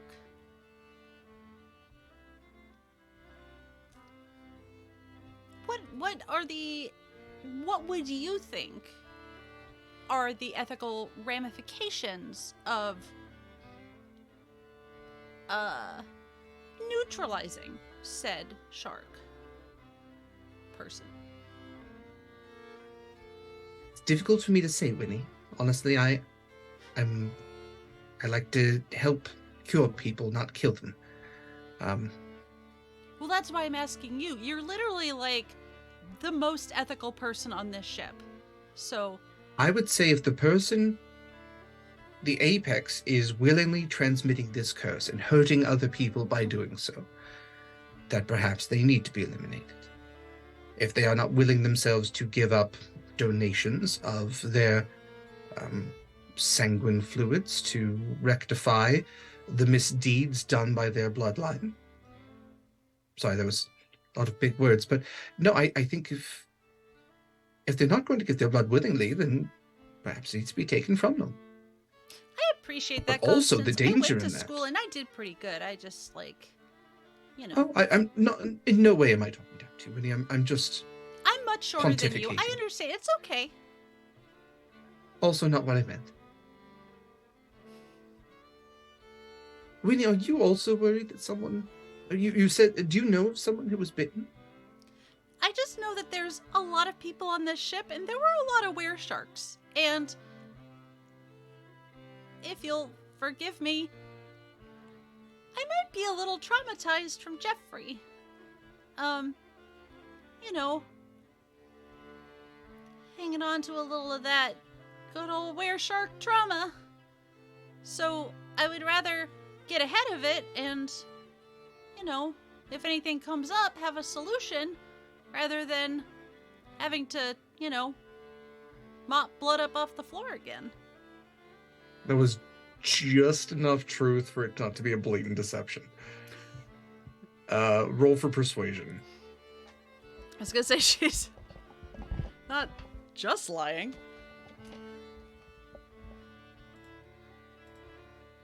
Persuasion? Please. There's a 16. Okay. Again, she seems to believe you. There's nothing in her eyes or nothing about her demeanor, which is like running for a knife or something like that, or really taking any immediate action. Winnie, honestly, if you're that curious, you can borrow the book as long as you bring it back. Oh, I'll take very good care of it. I would appreciate that. And she closes it with kind of this dusty thump and hands it over to you. Quick question. I don't mean for this to be judgmental, but if you're really worried about it being clean in here, you should probably dust your books a little bit more. It's on my list, Winnie. It's been a day. Okay. Thank you. Sorry. No, nothing to be sorry about.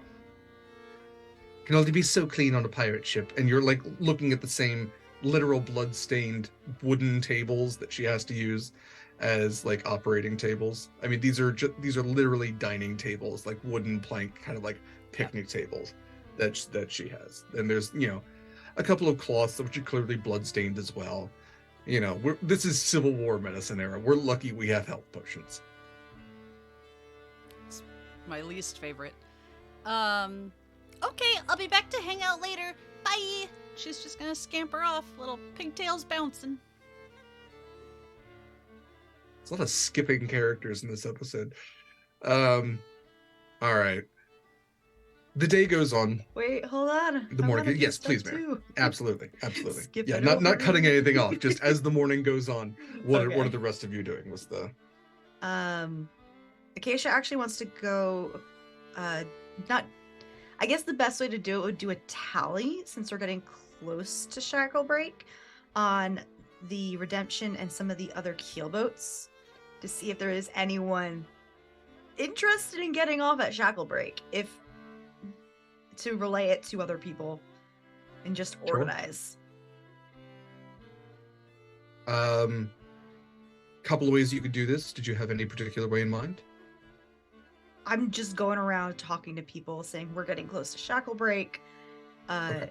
If everything is okay, is there anyone interested in getting off? We can organize it a little better, trying to just so we know how long we need to stop at the island. So Sammy, your Aarakocra bosun will volunteer to fly to the other keelboats, which you do have 5.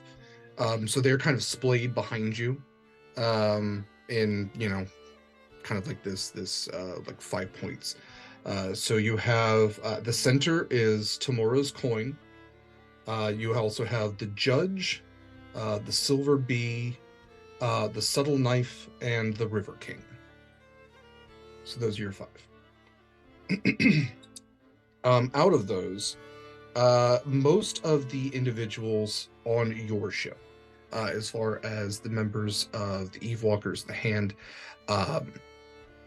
most of them are ready to move on to another ship. They figure they can find something else at Shacklebreak that is not a stopping point for them. But yeah, the Hand was, didn't really live on Korra to begin with, in Korra. Mhm.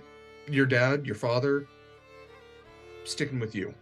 They're going to find a resting spot, and Shacklebreak is not it for them.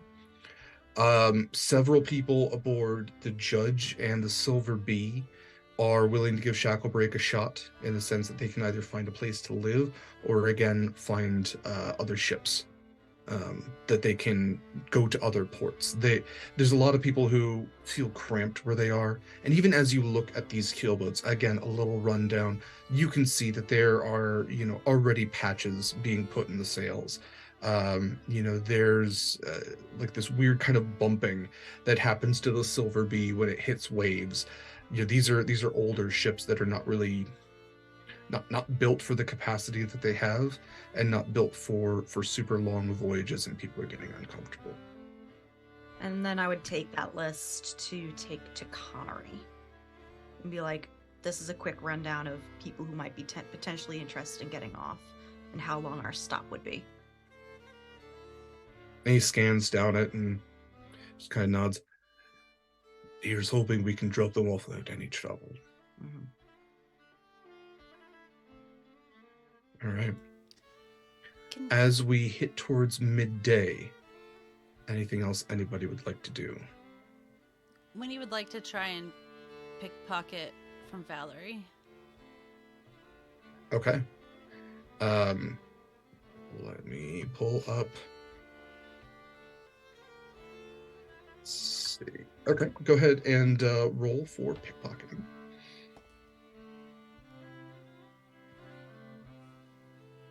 That's a nat So I believe 20 that's a for sleight of hand. 30. Okay. For 30, I don't think Valerie is going to beat a 30. Why don't you describe how you, so middle of the performance, how you steal, how you identify where the coin is, and B, pickpocket off of Valerie.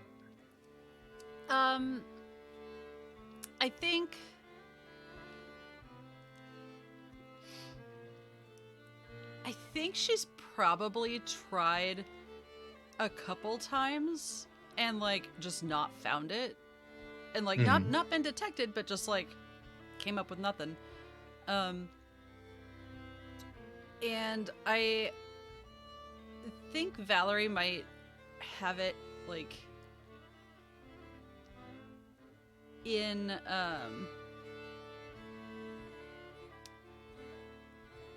just in her hat or something. Just she's not really focused on any of that at the moment. She has one of those wide brimmed hats that's kind of tucked in up on one side, and you can see there's this bunch of tropical bird feathers, as well as this single glint kind of coming out of it. And we'll say you go to congratulate Valerie, appreciate the song, whatever. Absolutely. And then ask about learning the hurdy-gurdy. Yeah. Yeah, while you're doing that, you're like, oh, you got something on your shoulder, and then you reach up and you just like kind of like, and it's already like, because the gloves that you have help with this, it's already hidden. I will say that as you do that, you might look down at Edgar, who 100% clocked you. I knew he would. Yeah. And Edgar just, this little otter face, this little sea otter, just nods, but then puts up two little otter paws. Yep. Yeah. And to be clear, Winnie is never. She might use him as a distraction. She's gonna do all this thieving herself. She's not gonna have like little Jeffrey be a stand-in, because that's not how the game is played in her mind. Edgar does pat his little otter pouch. Mm-hmm. Otters have little pouches they can hide things in, fun fact. And then kind of looks at you and just... So for the record, Edgar doesn't have a coin, because what do otters need with coins? But sea otters do store like their favorite rocks. Mm-hmm. So yeah, it's his favorite rock. Yeah, I think he has like, not his favorite rock, but like a second favorite. It's the current, he doesn't usually get. It's otter currency. Yeah. Yeah. All right. With that, we're hitting just about midday at this point, and you all, it's a pretty decent day. It's a little overcast, but the sun peeks through from time to time. It's not overly cold. You're still in the southern hemisphere, and let's see, who has highest passive perception? Do you have to ask that? It's got to be Acacia. I was thinking more second, but yeah, it's kind of tied. Okay, that's fair. Acacia, you would be the first one to kind of notice this weird scent on the air, even before it's really spotted. The scent of salt is almost mixed with this scent of like ash or smoke, and it's right about the time that you register that you hear Sammy's voice call out from above, identifying that not only has Shacklebreak been spotted, and everybody looks over, and you see this large plume of smoke kind of erupting out from this island. Not volcanic in any way, but like the remnants of a fire long burned out. And Sammy calls out at that point, "Land ho!" And then almost a heartbeat later, ship spotted. And for any of you with spy glasses or any type of long vision that might identify that, you see Connery pulls out a spyglass and immediately starts turning the wheel of the ship, trying to direct it away from the island. And as he does, the current kind of whips at the keelboats, several of them near capsizing with the wake that the Redemption leaves behind it. You are currently being hunted as Connery shouts out, "Pirate hunters!" Oh, fuck. But we don't look like pirates. Do you think pirate hunters care? We just look like a little ship putting along. Sailing towards Shacklebreak from Cora. I should mention, you are sailing like trajectory-wise from the island. I get you might not look like pirates, but this ship was heading kind of your way anyway. Okay. What would you all like to do? Because as you are now turning, for those of you with any type of ship knowledge, the ship has caught the wind and it's coming towards you as you now are trying to kind of compensate with this new heading.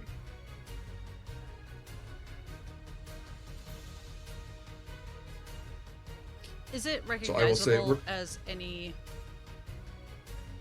Go ahead. Yeah. like, well-known? As any ship you would know? Yeah. We'll say spyglasses, kind of go around, you all get to spot. Let's go ahead and change our music a little bit here. Where will we go? Right, here we go.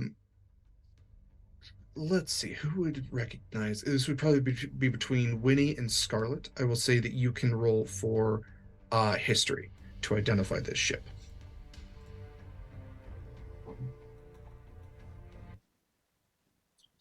Why? That's a 21. That's Okay. a 25. Why? Am I good Okay. at history? Damn. But you're smart. Scavenger. Keep forgetting that like artificers have high intelligence. Both of you would recognize this ship by the flag that it's flying above. This is the Bloodhound. It is actually itself a pirate ship that was in service to Ogden. Primarily, this was a competitor ship to Eula's navy, and is sailed under the captainship of Brindle Kane, who is a shifter individual, and is kind of known for a very feral nature on the high seas. Show them feral, it's fine. You just might.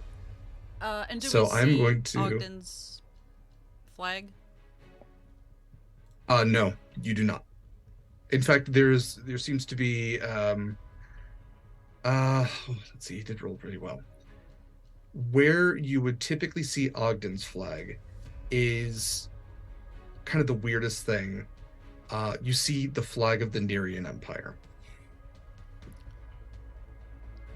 Whitty will scoot on down and Sammy's back, right? Yes, Sammy is back aboard. She'll pass the spyglass she was using to someone else. Connery's at the helm. Connor's at the helm. She's gonna scamper up and update him. Connery, it's you know the Bloodhound. It's the Bloodhound. I don't know how much this matters. It's not Ogden's flag.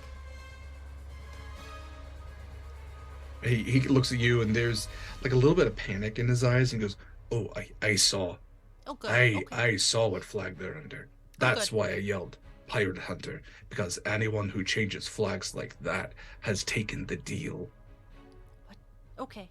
I have questions. Now's not the time. Thank you. The deal. They've been not conscripted. They're I actually can't think of the word. What's the word? Private. They're privateers. They're privateers now. They get to do this shit and get paid for it by a proper empire organization sort of thing. They gave up their freedom, Winnie. Yeah, I don't like that. Okay. I'll go be Because useful. they're just as nasty as they were before. She will scamper back off and find other people in the party. Okay. And at this point, Sammy is ringing the alarm bell, and you can see that sailors are starting to man the ballastas that you have. They are starting to go below decks and man the cannons, as well as several who are manning the mangonels. Mangonel singular. Sorry.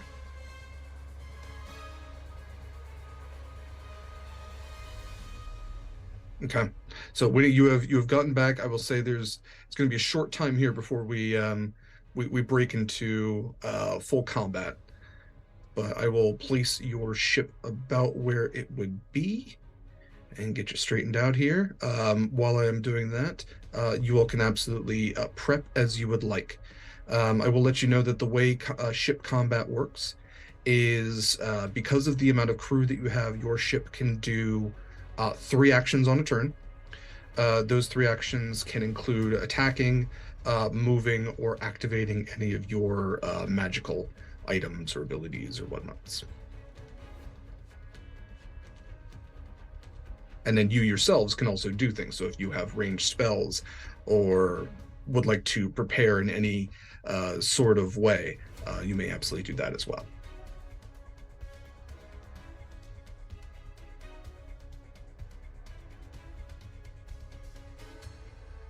What can I do to help?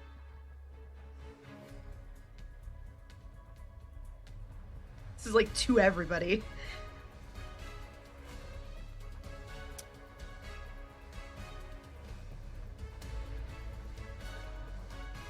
So, Derek, we mentioned last time, because we attached the keelboats to the Redemption, the churning hull is not going to affect these ships. The keelboats. We'll say it will not affect friendly ships. Correct. Because that is the water within 210 feet. It's difficult terrain for everything else. Okay. So change this.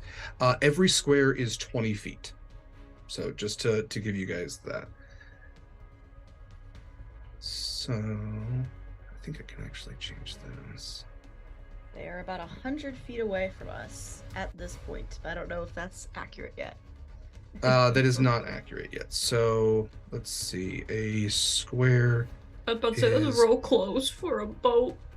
Grid cell distance is 20. Save that. Okay, that should be updated. Okay. Yeah, so this will be it. Yeah, very very soon they will be about where they are on the map right now. So this is your movement as it is, and they have the potential to getting closer. They have weapons of their own. I'll give you guys one more prep thing, and then we were going to basically roll for initiative, ship to ship. Are they within 320 feet? They will be, when we go to initiative, they will be within 320 feet. Okay. I'm just gonna prepare. I draw a bow and arrow. Okay. All right. Anything for anybody else? We have looking at our upgrades.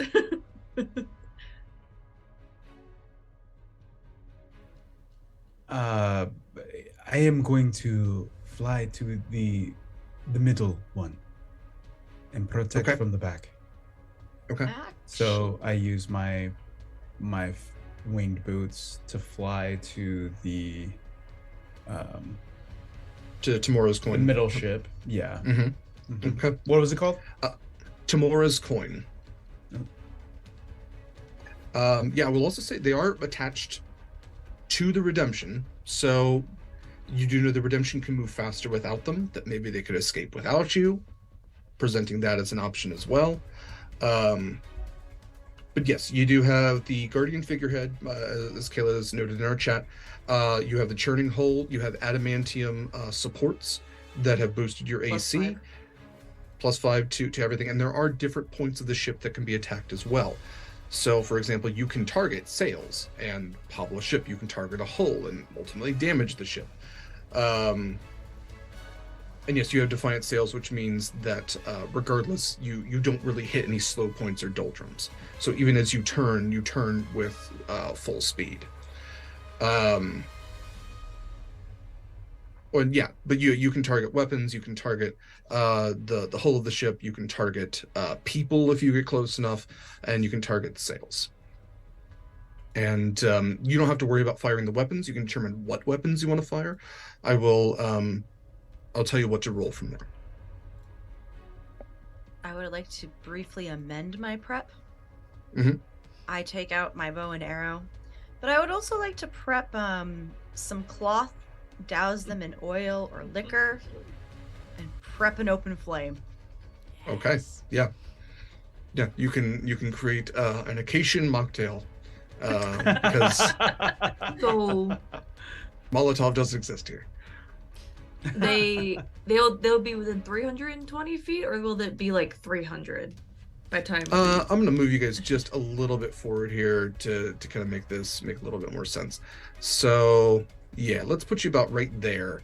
That's what's the distance on that? 420. Blaze it. Nice. 420 blazing. That will be the distance as we go to roll for initiative. That seems fitting, Okay. unfortunately. Real quick before Proximus leaves, because he's not going to be on the ship. Winnie is gonna chuck a green bubbly. It's like a green apple Jones soda at you. Apples are my favorite. Aha. It's technically the potion of swiftness, but it only like affects your walking speed, so who cares?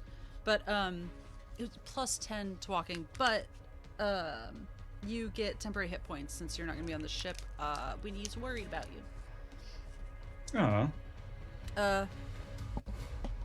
You get 4, 8, 13 hit points. Oh, that's a lot. Nice. 2d6 plus 4. Thank you. Yeah. I'm gonna cross. Scarlet would like to go up to the helm. I assume Connor is at the helm if he's at Absolutely. the... Yeah, Scarlet will join him there. Okay. Well then, Scarlet, why don't you go ahead and roll for initiative for the ship? This is a lot of pressure. Sure is. I wish I had a D20 with a boat in it. Let's go. I'm using the jellyfish. Ask and you shall receive. I saw some recently. 19 on the die. 19 on the die. I rolled an 18. The Shit. redemption will go first. Thank you, jellyfish. Okay.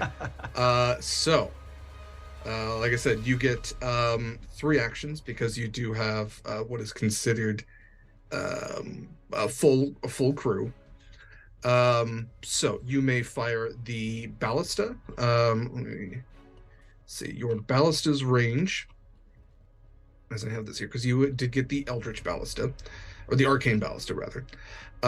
Your range is 480, so you have 120 over 480, so 120 to fire at regular, 480 you can fire with disadvantage. If you want to fire your cannons, you will have to come about to do so. But your cannons range is, actually you've got Eldritch Cannons, that's right, so your range is 600 feet, or 2,400 feet at disadvantage. And you can also fire the mangonel, which has a range of 200 feet or at disadvantage 800 feet. You may also, you've already activated you activated your churning hull? Yeah. Yes. Okay. Cool. So you can deactivate it or activate it again as an action, or you can also move the ship. I definitely. So you all can do this as Scarlet making the decision. You all can kind of vote on this, but this is kind of Proximus giving the order, and then the rest of you being free to do something as well. I don't necessarily want to attack anything. Not if we have to reposition. Okay. Well, do only Personally. cannons need to reposition though, right? The ballista and the mangonel can go?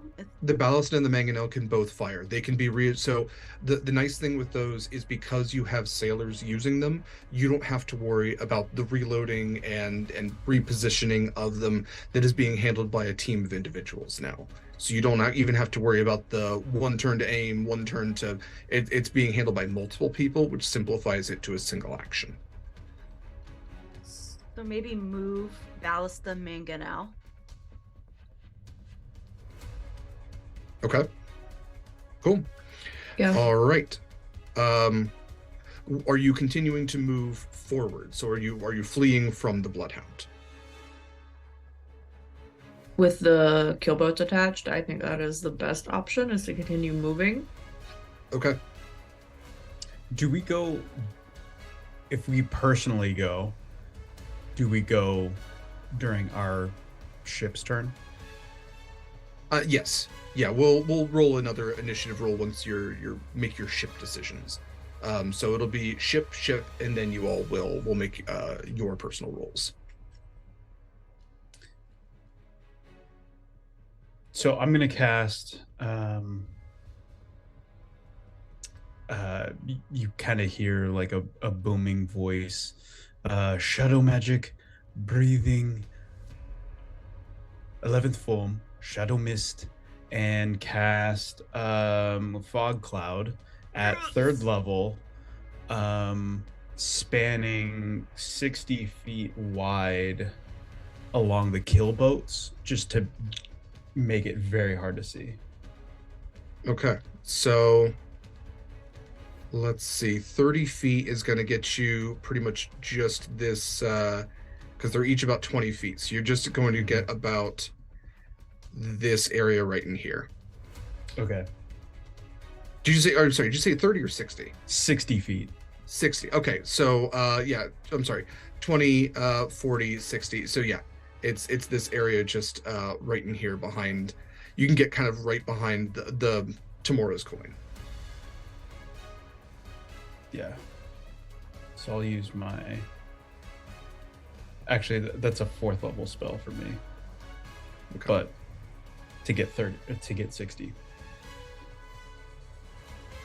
Let me find a good thing for. I don't know what we got at all. Circle? That's terrible. Jeez. Okay. I will make a fog cloud here. Yeah, this is not fun. I'll make a fog cloud here to kind of obscure at least the ship that you are on. Look at that. There we go. So you're firing the ballista and the mangonel, correct? Okay. Would you all like me to roll for that, or would you like to roll for attacks and damages?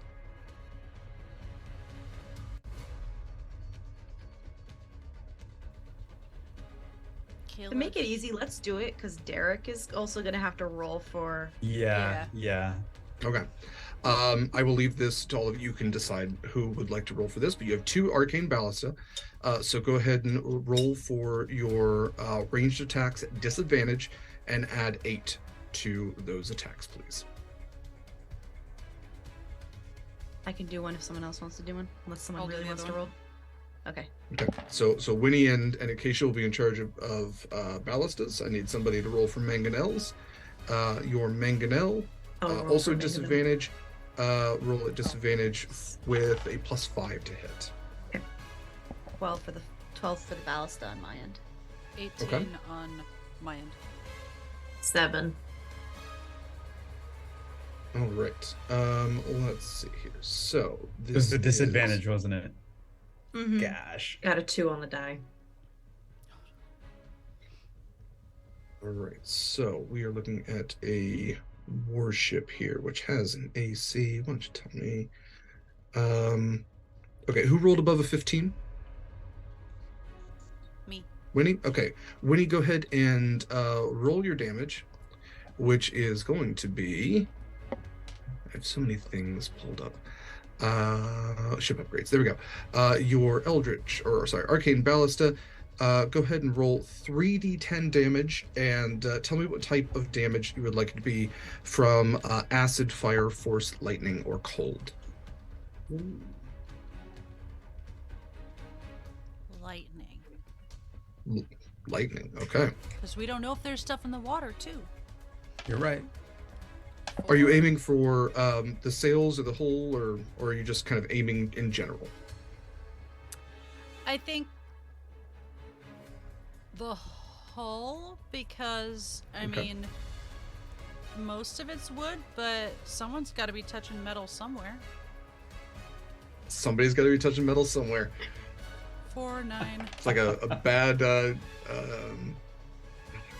why can't I remember names tonight? Jimmy... Who's the parrot head guy? Excuse me? Jimmy Buffett. Jimmy Buffett. Oh. That's who I'm thinking of. I was thinking Parrot of one head, of the late night hosts, and I was like, what is that? No, it's a bad Jimmy Buffett song is what the joke was trying to be. It's bad now. Yeah. Parrot head guy. 150? What? 3d8? You said D10. 3d8. Oh. I was holding a D8, and then I thought you said D10. I'm sorry. So 6, 7 is 30. No, actually, I am sorry that I'm sorry. You were absolutely right. It is 3d10 damage. Okay. Okay. Yeah, 3d10. Okay. I stand by it. So what was the roll? It was 150. It was. That is not how d10 work. It's because I'm rolling my other one. Oh my god. It's I have no idea how what could 15. be maximum 30 is going to be. Okay. 15 is 15. I couldn't find my singular, so I just grabbed my percentile dice. That's where I was so confused. Can we on how just you keep rolled that 3 as a dice quote? to get 150? That's not how D10s work. Wow. Wow. I was so sorry. Not a math gay, y'all. Not a math gay. I feel so much better about being wrong a second ago. Okay.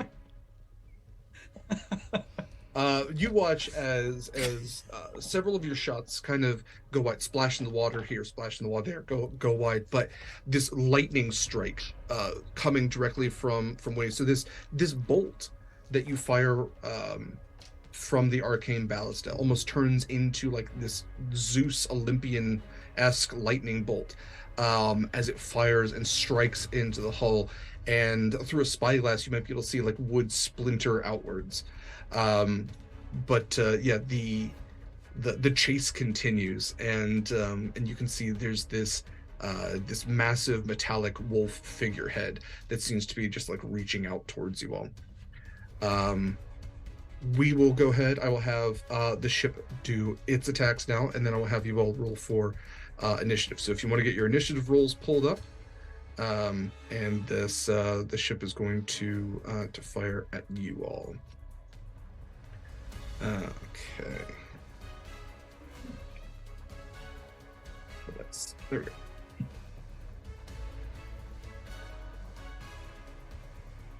And you're going to take.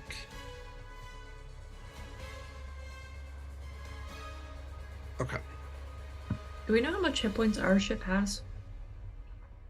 Your ship has. This is what I think we did. Trying to that get this was all before prepped the, beforehand.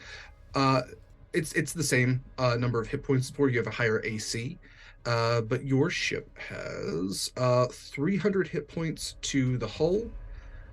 Your sails have 100 hit points, and then your weapons themselves have individual hit points.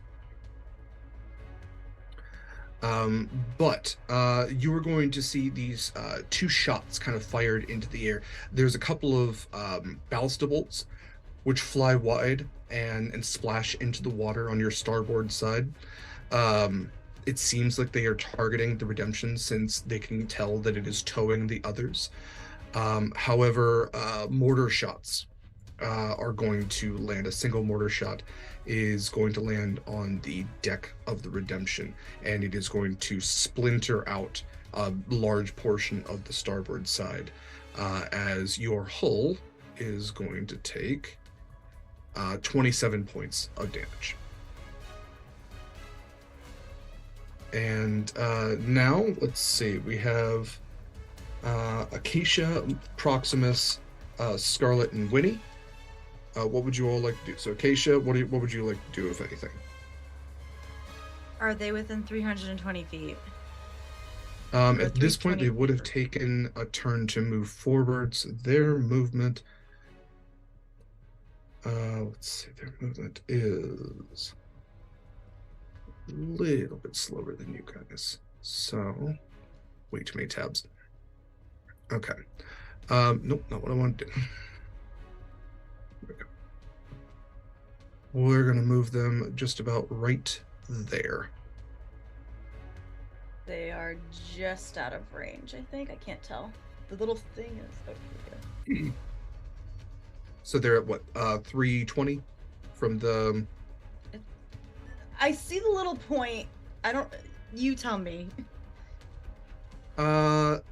From, I would say, from their bow sprint to your stern, 320. Okay, since they're just barely within range, I have had a you know, a nice fiery arrow prepped. I can't hit their sail, but I can hit their front end. Maybe I can try and hit someone in the head. It's fine. So I'm going to fire a short bow. Okay, go for it. That's going to at disadvantage. Please. Even at disadvantage, that's still above 20. Yeah, okay. I'm trying to set something on fire. Okay. Let's see. So you kind of lit something. We can say that you can take out a sailor, or you can start a fire. Plus my 11 points of piercing damage. I don't know how much that's going to do on the deck, but I would like to set something on fire. Okay. Maybe a person. 11 points. 11 points. Yeah. No, we can absolutely incorporate that. Okay. I can cause chaos. So Someone on fire Acacia running around fires. is chaos. Acacia fires a flaming arrow that would thunk into the wood of the ship, and you start to see this flame begin to spread, which is even thoroughly ignited by the oxygen that is as the ship is moving and this wind is blowing into it, begins to spread across the front of the ship. Through a spyglass, you might be able to see that sailors are scattering to try to splash water on this, but for the time being, there's now like smoke and flame behind this wolf that is pursuing you all. Okay, let's go back to it's everybody else's turn. So Proximus, what would you like to do with your turn? He's gonna obviously sees Acacia shoot this bolt of fire at it. Yeah, you would see that arc up. I would say with the fog cloud, you might not be able to see the ship behind you, since you have obscured vision for them, but also yourself. You could probably fly up and look over that way. But yeah, straight on, you wouldn't necessarily be able to see the ship. Any warriors with bows, come to me, and I'm gonna cast a fire bolt in my palm, for them to light their, if there's any archers on here, to light a flame so that they can do the same. You get 2 individuals. So you have 2 archers that... 2 is better than me, because I can't hit them from here, so... Fair enough. Okay. Well, Proximus, I will put these archers in under your control then. So if you would like, go ahead and roll me 2 attacks at disadvantage. Okay. So the first and one... add a +6 to both. 13. Would you say plus what? +6. +6. So 13 plus 6, that's 19 on the first one. Okay. And the second one is 10. Okay. Go ahead and roll 1d8 for +4 for damage. The 8 total damage with firebolt flame. Okay. You can see that the kind of archers arc their bows, fire upwards and kind of over, hoping to hit something. The rest of you, from your raised point of view, would see these 2 flaming arrows very similarly to Acacia's fire outwards. One is extinguished into the ocean, but the other one does land. And you can see this flame actually is spreading now. And then I'm going to move. Yeah, I'm going to use my movement to fly to the left boat so that I can get clear, so I can see clearly. Yeah. So you can fly over to the judge, and you can already see as you're doing that, other people have noticed your plan, and those people that have bows aboard are beginning to knock them. So by the next round, you will be able to fire a short volley of flaming arrows. Nice. Scarlet, what would you like to do?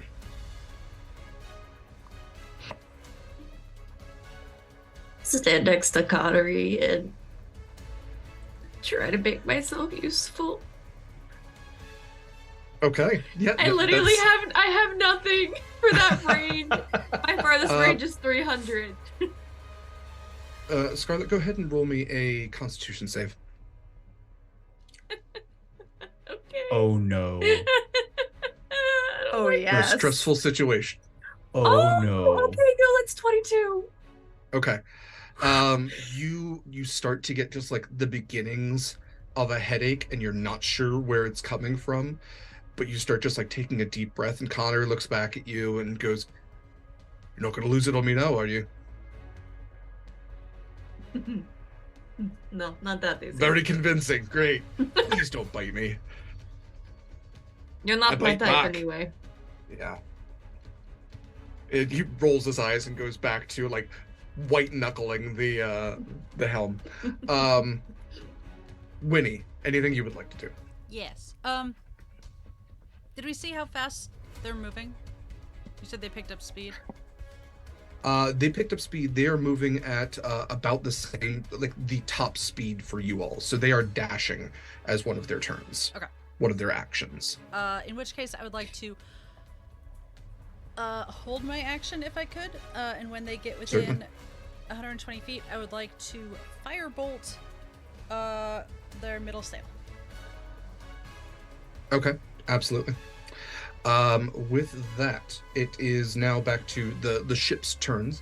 So how would you like to proceed with your 3 actions?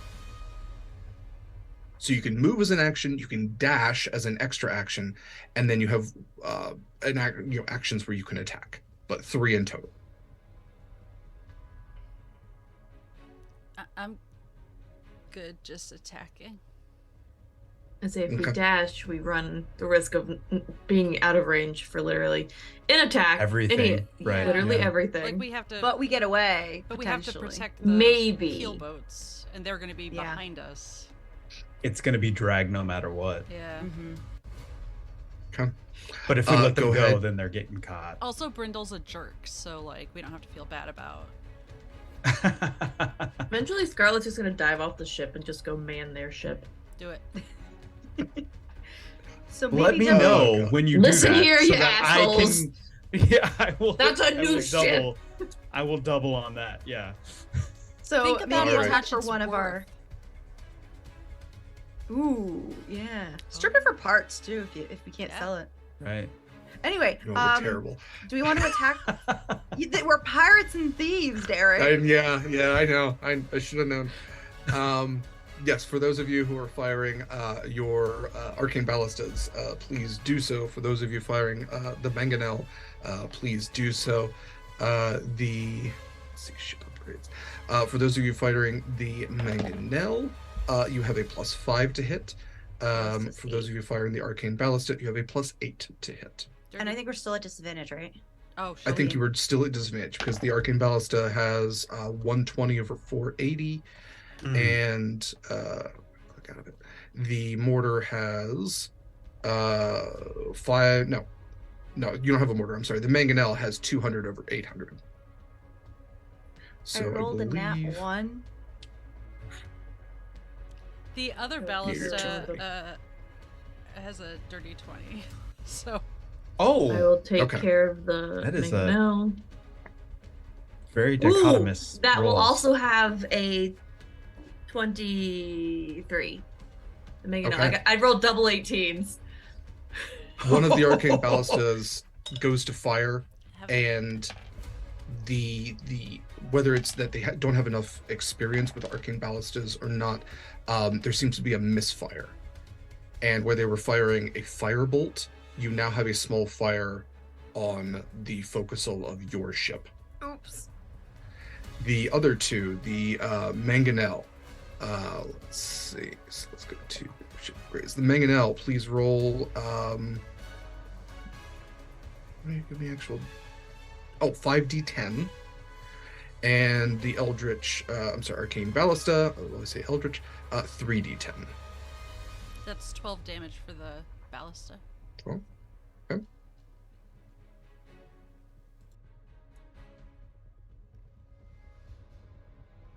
34. 12 and 34. Okay, so 46 in total. Nicely done. Okay. And you can also tell that the fire is doing a decent amount of damage on its own. It seems to be hard to manage, especially as arrows are being fired, and those trying to extinguish the fire are themselves getting hit. Okay, cool. So, it is now the Bloodhound's turn. They again are going to fire. Let's see here. All right. Again, you would watch as ballista bolts are fired as well as a mortar shot. However, they are not targeting the Redemption. They are targeting the keelboats. So all are going to hit. One of the keelboats is going to take 27 points of damage. That is the far one, so that's the River King, takes 27 points of damage as the stern is hit and nearly cracks the bowsprit in half. The others, where's my regular ballista? There it is. Are going to take 16 points of damage. So the subtle knife is going to take what is that? 32 points of damage as 2 ballista bolts are going to just strike, one tearing through its sails, its main sail, and if you weren't towing it, probably nearly hobbling it. Okay, it is now we move the ship, and it will be all of y'all's turns. So, gotta do this. So that's 1, 2, 3, about right there. And it is now all of your turns. So, Keisha, what would you like to do? Its masts are now within my range. Sure. So I'm going for another shot with a flaming arrow, but at the sails. Okay. And while you're doing that, Proximus, roll me a d20.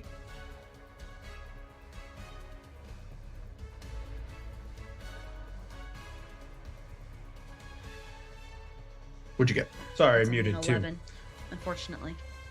11. Okay. Is 11 enough to hit a sail? I don't know, but I'm aiming straight for the middle. Make it hard to get to. Oh, I should make this easier. There's sails. 11 will hit, actually. Sweet. I'd like to set the sail on fire, please. You absolutely may. Proximus, re-roll. Go ahead and do that with advantage. Advantage D20. It's just a flat D20. Okay. Double 19s. Okay. All right. So you actually have, between your 5 ships, 21 archers. I think that's a fair number. Okay. Proximus, what would you like to do for your turn? The archers are going to act directly after you now. So I am not quite 120.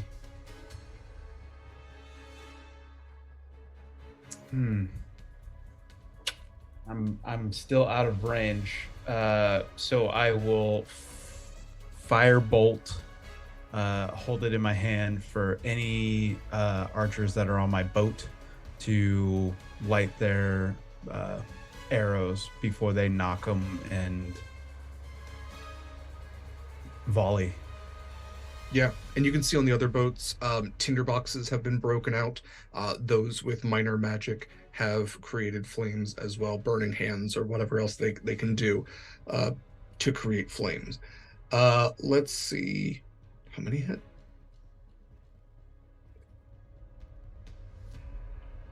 Okay, so you're going to get 5 that actually hit at this range. So Proximus, go ahead and roll me 5d8. D8. 5, 4, 8.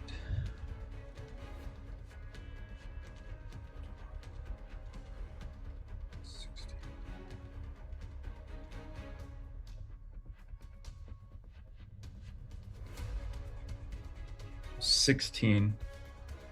Okay. Not great rolls. Well, it's also plus 20, so 36 points of damage. It's a plus 4 per each. Oh. Okay. So with that, you all will watch as another volley of 21 arrows kind of go into the sky, these flaming arrows from these 5 ships, and are landing, a lot of them in the water, but several of them are coming down on the deck, spreading that fire, hitting sailors themselves. They very clearly were not prepared for you all to have assistance in a way. This otherwise anchor to you all has actually become a boon thanks to Proximus's leadership. Scarlet, what would you like to do? They're within 300 feet.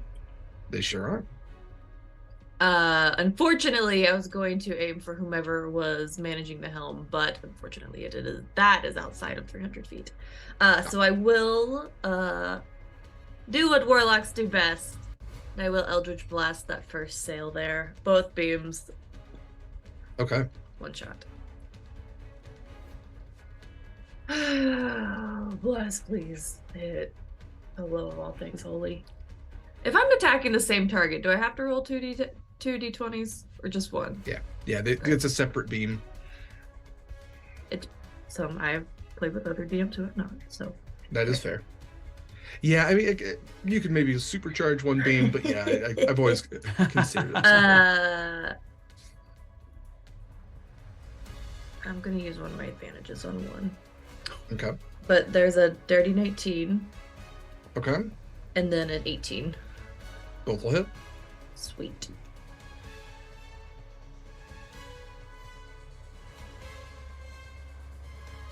Um, 11 plus Okay. 20 points of damage. 20 points of damage in total? Yes. Okay.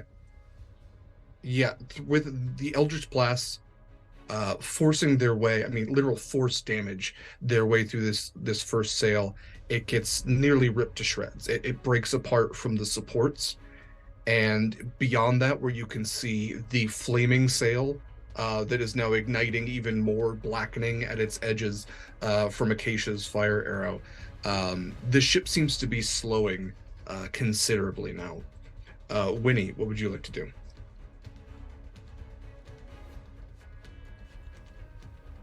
We agreed I can't enlarge the ship, right?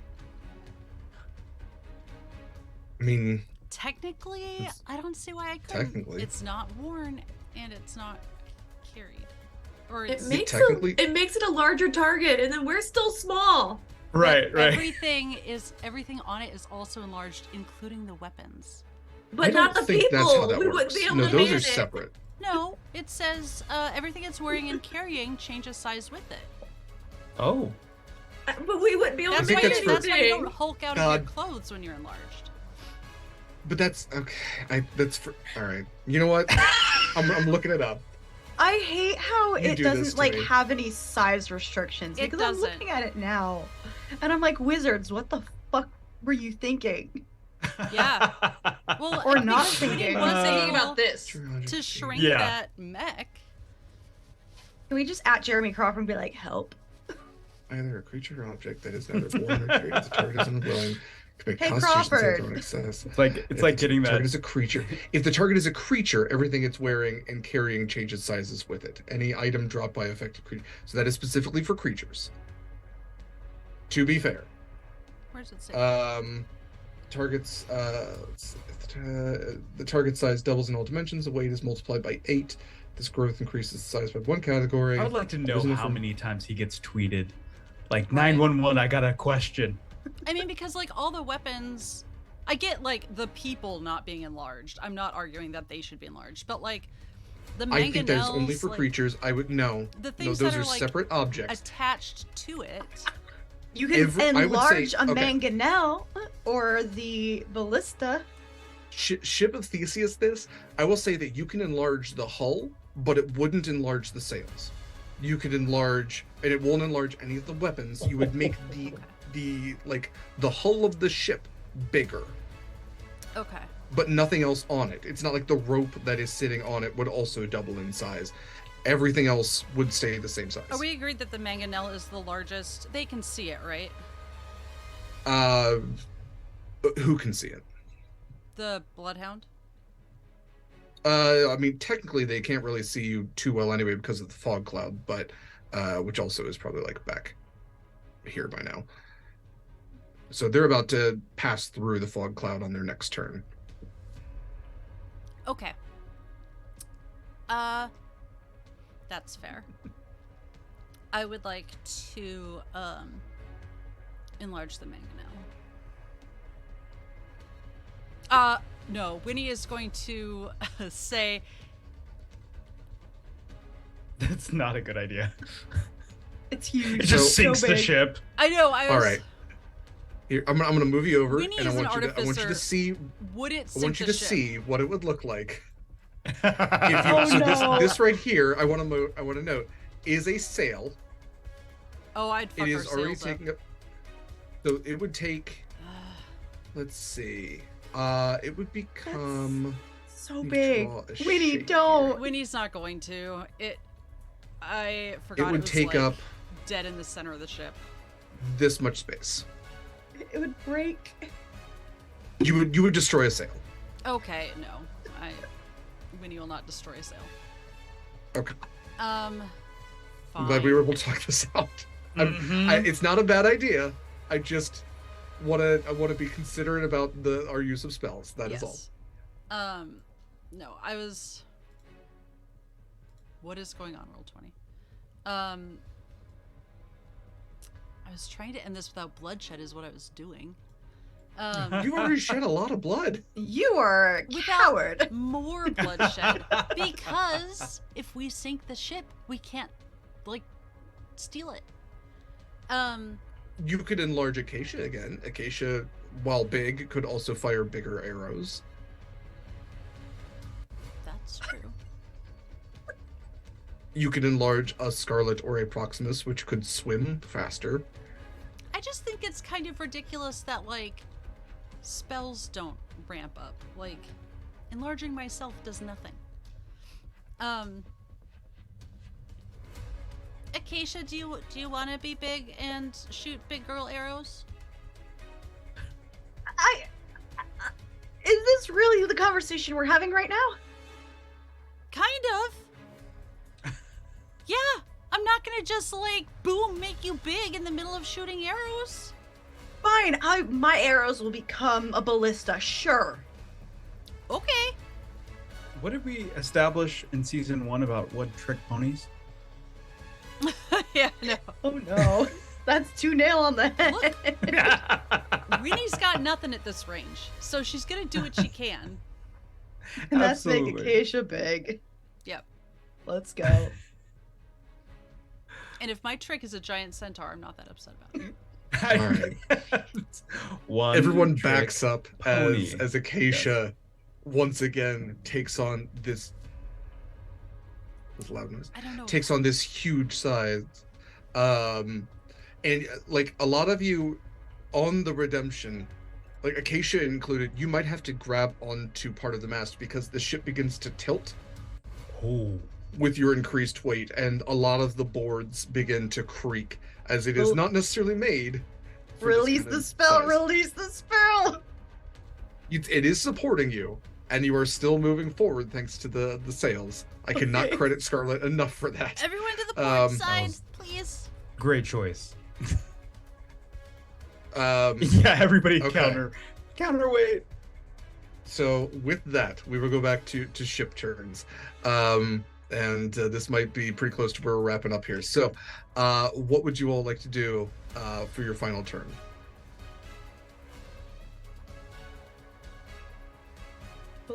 Ballista Mangonel. Let's Run? Mangonel. Yeah. Fire! I was gonna Go say, ahead and can I roll for 'em. switch it to fire? Yeah. Yeah. I've got This the sucks minutes. because we could really use that ship. Was this a a yeah. disadvantage again? Still? I think you are within range at this point. So from y'all to that's 240 roughly. So your attacks. Arcane Ballista still at disadvantage. Mangonel still just outside.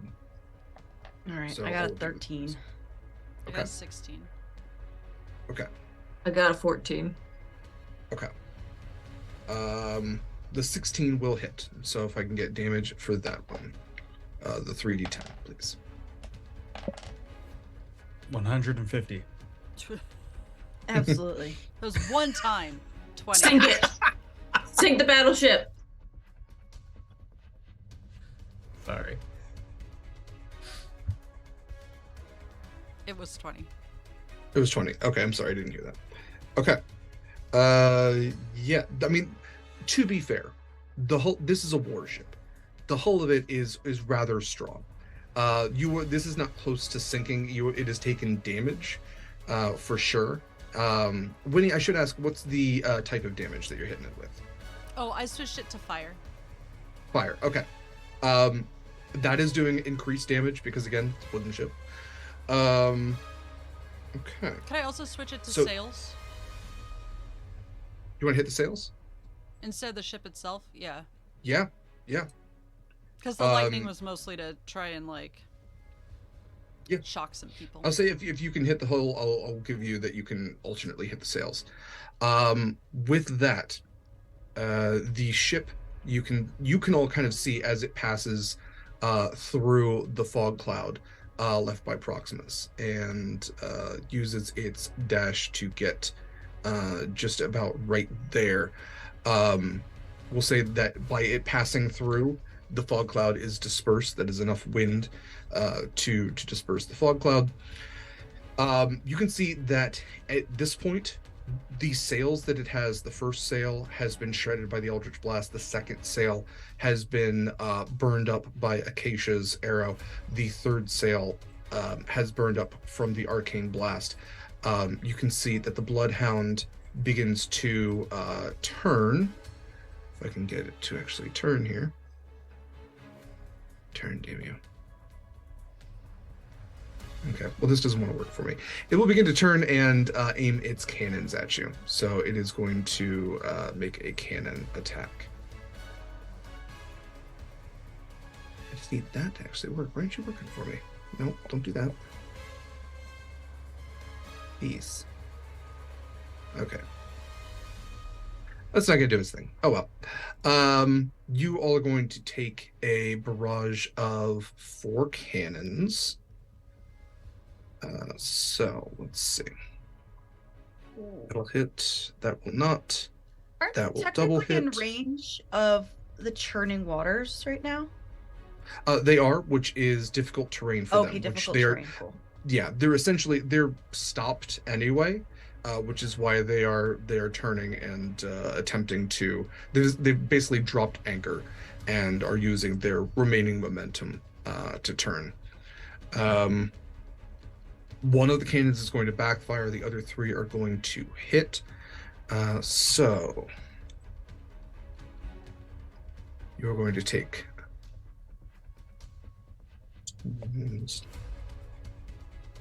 240 points of damage as cannonade rips through your center hull. You guys are still doing okay. You are not really hobbled yet. I should note that you have 300 points in your hull, so you have 60 remaining. But that ship has come to a stop now. So you all have the chance to maneuver now, which I highly recommend that you do.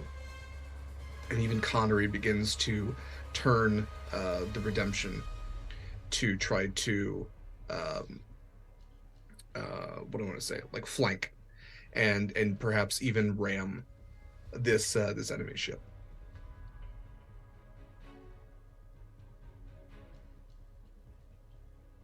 What would you all like to do? I'm gonna continue what I've been doing. Continue raining fire arrows now, which is much bigger and probably more like a spear. It's a lot like a And within ballista bolt range. itself, yeah. It's just so cool. I love Lord Jacacia. No, I'm still at disadvantage range, unfortunately. Oh. Okay. Can I aim for whoever's piloting the ship? Captaining? You absolutely can. I'm gonna try that. That was gonna be my next. I would like to try and spear them through the chest, please. You may do so. That is only, I think, is that 15? I can't do math. Yeah, that's a 15. Okay. 15 will hit. Go ahead and roll for damage.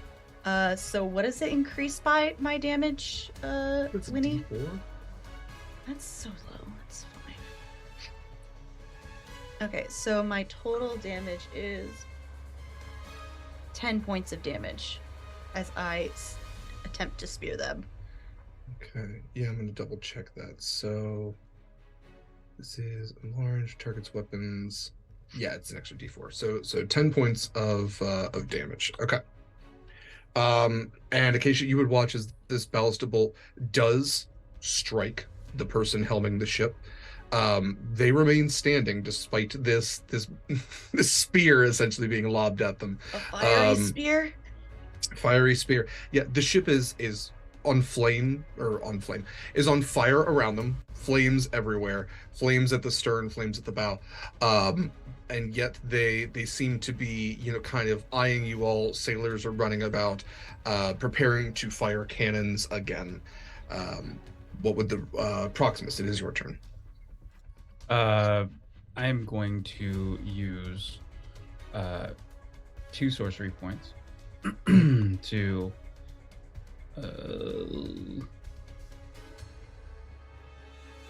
heighten spell or quicken spell a firebolt at the same person, and then he's going to say "Verbot" and shoot another. So 2 volleys of firebolt at him. Post haste. Now Post that I am haste, in indeed. let's see. Yeah, so I'm 120 at the nose. So the first one is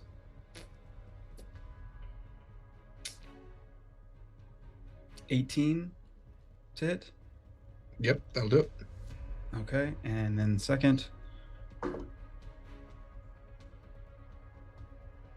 is a 24 to hit. Mm-hmm. Oh yeah. Well done. So 2d10 total, or 2d10 plus. So that's 6, 11, and 9, or 20 points of fire damage on the pilot of that ship. Okay. They are definitely taking some heavy damage. Okay. Okay. Anything else for your turn? That is it. Okay. Scarlet. I would like to Eldritch Blast the cannons, please. Yeah, definitely. Okay. Get him! I like that idea. Yeah, all weapons have AC. Take them out. 30 19s. I believe that will hit both. Yeah, it has meter beat. They have an AC of 19. Oh, hell yeah. First one gets 8 damage. Second one gets 13 damage. Okay. All right. We'll say that you have disabled them for a turn. So you have they are not fully disabled, but you have taken them out of commission for a turn. I'll take it. Hell yeah. Okay. Let's see here. Okay. We're hitting just about stop time. I know that we are still in combat. We might pick up mid-combat for next time. However, I do want to know what the plan is for next time. So you've disabled 2 cannons. When the turn kind of comes about, we'll do one more round, and then we'll kind of go from there. So all these ships are being still towed by the Redemption as it goes to come about and potentially flank, fire its own cannons, what have you. But it is the turn of the ship. What would you all like to do? Wait, did Winnie go? Winnie didn't go. I'm sorry, Winnie did not go. I'm so sorry, Eva. Yeah, Winnie, it is absolutely your turn. I apologize. Okay. Winnie's gonna yeet herself off the ship and swim towards the which ones are more damaged? Keelboats? The most damaged is this one on the far end here. Where that is the subtle knife. Oh no. No, I'm in the middle ship. Oh, I thought you moved to on the the far left. I'm sorry. Proximus No. has kind of moved around. I think Okay. yeah, last we saw Proximus was on the middle ship. Okay. Yes, the subtle knife it is got the hit. most damaged. Is anyone like particularly? I'm sure there's like injuries, but are there like rough injuries over there? There are several people who are like doing what triage they can. The roughest thing about keelboats is there's no real like below deck, so there's not a lot of shelter from these attacks. They have moved what people they can to the stern to try to heal them. They do have like this captain's area beneath the quarterdeck, and they've moved some people in there to triage as well. But that is also the area that got hit. So archers are standing on the helm, trying to fire. So I can sort of see like where they are. So okay, yeah, there's what I would like a bunch to of people on board because it's double capacity. I want to dash and swim as far as I can up and over. Okay, perfect. So I would rather go more up towards the Bloodhound than over, but knowing that there's particularly injured people over there, mechanically speaking, I don't know as I can necessarily do this, but narratively, I don't know why I couldn't. I would like to like pause before I get out of line of sight and cast Mass Healing Word as my bonus action. Sure. Yeah. Okay. I like that. Okay. And that will be 5 plus 4 for my alchemical savant is 9 points for the most wounded over there. For I don't know how many that is. 5? 6 people. Okay. So you extend a hand out of the water, and this magical sea elf energy extends outwards, and you do heal 6 people of these, wounds all the way from like considerable to severe. And there are several people who are stabilized by you as well. Okay, good. Anything else for your turn? I can't, no. Okay.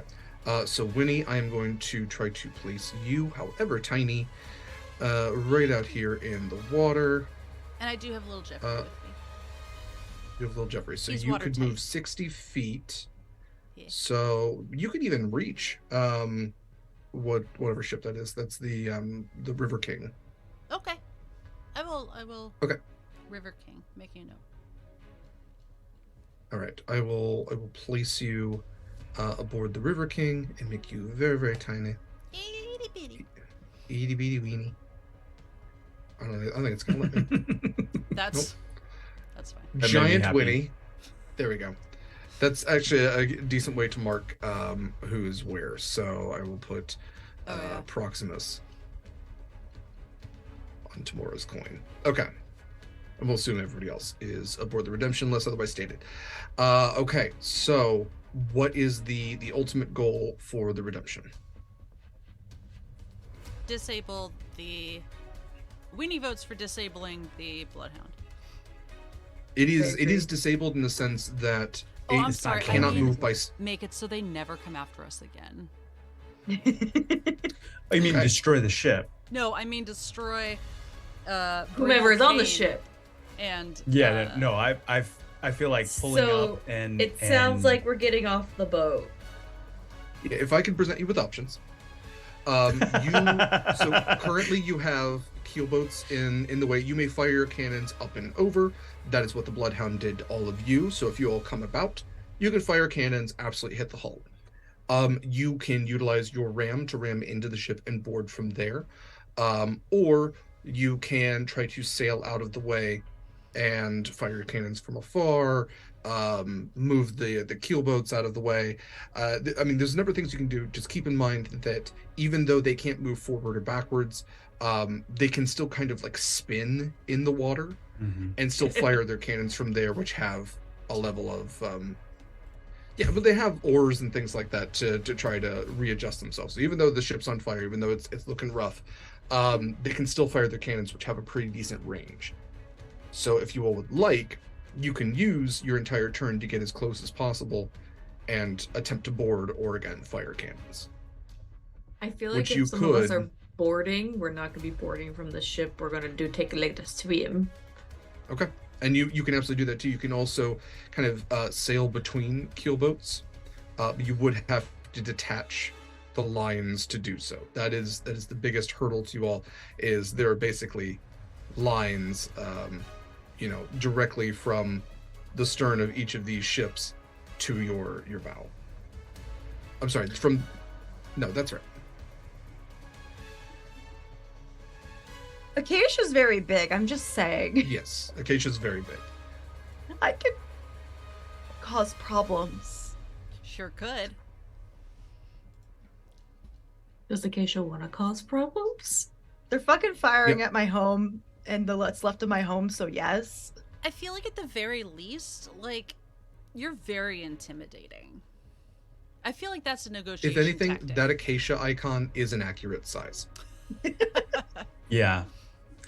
I mean, it literally is. It's a 20-foot token. That is Acacia sized. I'm just worried about us getting hit by another volley of cannonballs. Mm-hmm. Yeah. Yeah, you likely would not be able to survive that. Yeah.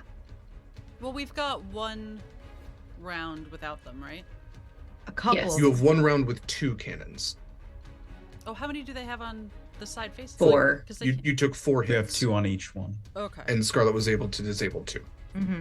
Oh, okay. We can also talk about it offline before You next absolutely session can. too. If you all would like to plan for next time, let's go ahead and Yeah. end the things there, and we will pick up next week with Horizon's Call and finish out this combat and decide what you do with Brindle Kane. Come back to see if we Uh, get another ship. Yeah, you might. Wouldn't that be nice? We Wouldn't can that be put all the great? I wanna keelboats board on that it. ship. Exactly. And then we wouldn't have to worry about keelboats. I want to board that ship. Yes. So do I. Let's ram it then. I would have fucked some shit up. Listen, I'm fine Duly with noted. ramming it. Oh, Just God. imagine Just if even we if it not turned the- me into not a the were ship, shark, it's Acacia fine. ramming it. Yeah. Well, no, I would prefer the ship to ram it, and then Acacia can just, as a huge size, run and then fuck shit up. Could you I imagine will also Can remind you you. imagine the ship just being like, haha, and then like giant we get centaur? closer and then it's just like giant centaur. And then it's just like, Well, like, it's the TikTok What are sound. I fucked those? up. it's not just a giant centaur. You also have an iron defender shaped like a mermaid that will be Yep. the first thing to jump off because that is your ram Yup. that also is sentient. Yeah, Oh. we haven't activated that, right? Not yet. Does You she have have a not. name? She only she does not, but she's only active for 1 minute. That's why I was saving her. Oh, Yeah. yeah. It is a defense She does need a measure sort name. of thing. I mean, it's 10 turns, but yeah, so it is a defense measure. If people board, you can kind of activate it and they'll fight things off. But you have it as a ram. I suppose you could also use it for that. She needs a name. She does. Let's need a name. brainstorm. Yeah. 3 things need a name. Oh, God. Okay. Thank you, everyone, for joining us. Apologize, combat ran a little long. We tend to do that here. Glad you joined us. We hope you enjoyed. We'll be back next week to finish up this combat and more stuff and figure out where this flotilla is going, because it clearly ain't Shacklebreak. With all that said, I'm going to have these lovely people say a little bit about themselves, where you can find them. So, Mayor, if you don't mind starting us off. Hello, my name is Mary. You can find me on Twitter at Archmage of Dice. I'm not doing a lot of things right now, but you can find me here at 6 p.m. Eastern every Saturday playing Acacia, your delightful soul knife rogue on Horizon's Call. At 6 p.m. on Fridays, you can find me on Valdrian's channel where I play in a lovely young man named Wong in an Avatar Legends game called Smoke and Shadows. And soon, in the future in 2023, you will find me running a game of Invisible Sun on Thursdays. But right now I'm looking for cast members, so you should totally apply. Absolutely should. Thanks, Mayor. I'm gonna get to that plug again when we come all around. Mikyl, tell us a little bit about your lovely self. Hi, fam. I'm Mikyl. You can find me at Mikyl Sandoval at either Twitter or Instagram, mostly Instagram right now, for obvious reasons. But yeah, so I'm here every Saturday, just chilling with my friends, shooting up boats and shit. What up? Shooting up boats and shit. Like this is a Grand Theft Auto game. Yes, special thank you to Mikyl for doing the incredible character art that we have. You will see more of it if they do decide to ram the ship and I have to change the map over to have all of the NPCs. Looking forward to that. Kaila. Hello. Oh, I just scratched myself. Wonderful. I'm doing great today. Yeah, I have many faces in many places in the TTRPG realm, as well as painting and gaming on my own channel. I don't have much going on right now, except I am painting a lot of dragons, prepping a lot of things. There's going to be a huge art auction the first full week of December, held in a Discord. As we announced last week, Derek and I did just recently get told that we are losing our jobs in the middle of December. So this art auction will go to help me with future expenses as I look for a new job. So if you've ever been interested in dragons and love dragons, I paint them in non-conventional themes. This is, oh wow, you can't see that at all. This is our silver, or lavender silver dragon to go with the rose gold one I did a few years back. But yeah, so you can keep an eye out for those if you follow my Twitter. They will all be posted there prior to auction time. Absolutely gorgeous dragon. Yes, definitely support Kaila there. She does incredible work. I've had so many great artists on this channel. It's amazing. Yeah, this isn't even like something that Mayor's doing right now, but check out these really cool dragon scale gloves that I got from Mayor once upon a time. I love these things. They keep me so warm when I have to work from home in this freezing space. Eva, if you don't mind taking things away. No, it's me, Eva, one of the halves of Sword and Key.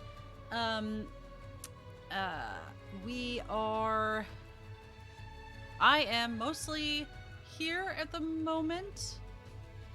Brief pause for someone to correct me if I'm wrong. And yeah, as has been mentioned, we have some casting calls open, some of which closed today, and Invisible Sun, I think, closes in a couple weeks. The 21st. We got time. Okay, good. And yeah, thank you for coming, Derek. Yeah, so just like Eva said, the applications for Mothership for Trophy Dark will end essentially tonight, we're probably closing tomorrow morning. It's your last chance. It's a great opportunity to play a very spooky games. They are both 2-shots with the incredible Anik, specializes in horror games. Don't miss this opportunity. It's a fantastic chance. Other than that, yes, absolutely. Invisible Sun with Mare, amazing. Amazing game, amazing GM. Another amazing opportunity. Don't pass that up. We've gotten a lot of traction on that, which is great to see. And we'd love to see you on this channel. We're always looking for quality people to tell quality stories in a safe and diverse type of environment. As for other channel stuff, thank you for all of you that supported us in any way. As always, if you enjoyed our game, you don't have to wait for the game to donate to the Pally. The Pally supports these incredible players and tells you how much you appreciate them. I will note, just to say this now, we will be taking the week of December 3rd off for this game. I will, of course, remind everybody as the weeks come along. And December 10th, we're going to have a Proximus prequel. So y'all get to look forward to that. We got some new faces coming on the channel. So get hyped for that. That should be a great time. As for myself, in just about 2.5 hours, I'm going to be on Lady Dame's channel for Smutty Saturday, which Kayla's also in, which I was going to remind her about. So we're going to be reading some Chuck Tingle smut. If you are not familiar, LD has been on the channel before in our Werewolf, All Lycanthropes one-shot. LD is a phenomenal individual and has a long-going tradition of Smutty Saturdays. She brings on guests to read the wonderful, horrible world of internet smut. There's been some weird shit. There's been some real weird stuff. We have said some stuff that would bar us from public office. Tonight, especially, is Chuck Tingle, which is a Hugo Award winner, I want to say, nominee at least, winner of such wonderful titles as Pounded in the something by, this is, actually, I say fuck all the time. It's Pounded in my butt by whatever. There's plenty of things out there. So we have some good stuff lined up for tonight. I think the one I'm reading is about space butt raptors. And we'd love to have you there. So that's over on Lady Dame's channel at 9 p.m. Pacific. Other stuff, I think that's it. Definitely follow our Twitter at sword_and_key for plenty of more channel stuff, including the forums you can apply to. And yeah, we'll be on Twitter until it burns to the ground, because I'm expecting that either, somebody else is going to buy it or that's going to get fixed. There's really only two ways about it. And Tumblr is fun, but not ideal. Am I forgetting anything? I think that's it. This is your PSA for that Tumblr allows nudity again. Artful nudity. Tumblr yeah, does to allow a certain point.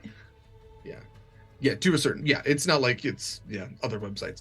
But yes, if you enjoy Monsters and the Horrible and all that, definitely check out again LD's thing. I am an unrepentant monster lover, as the shirt would indicate.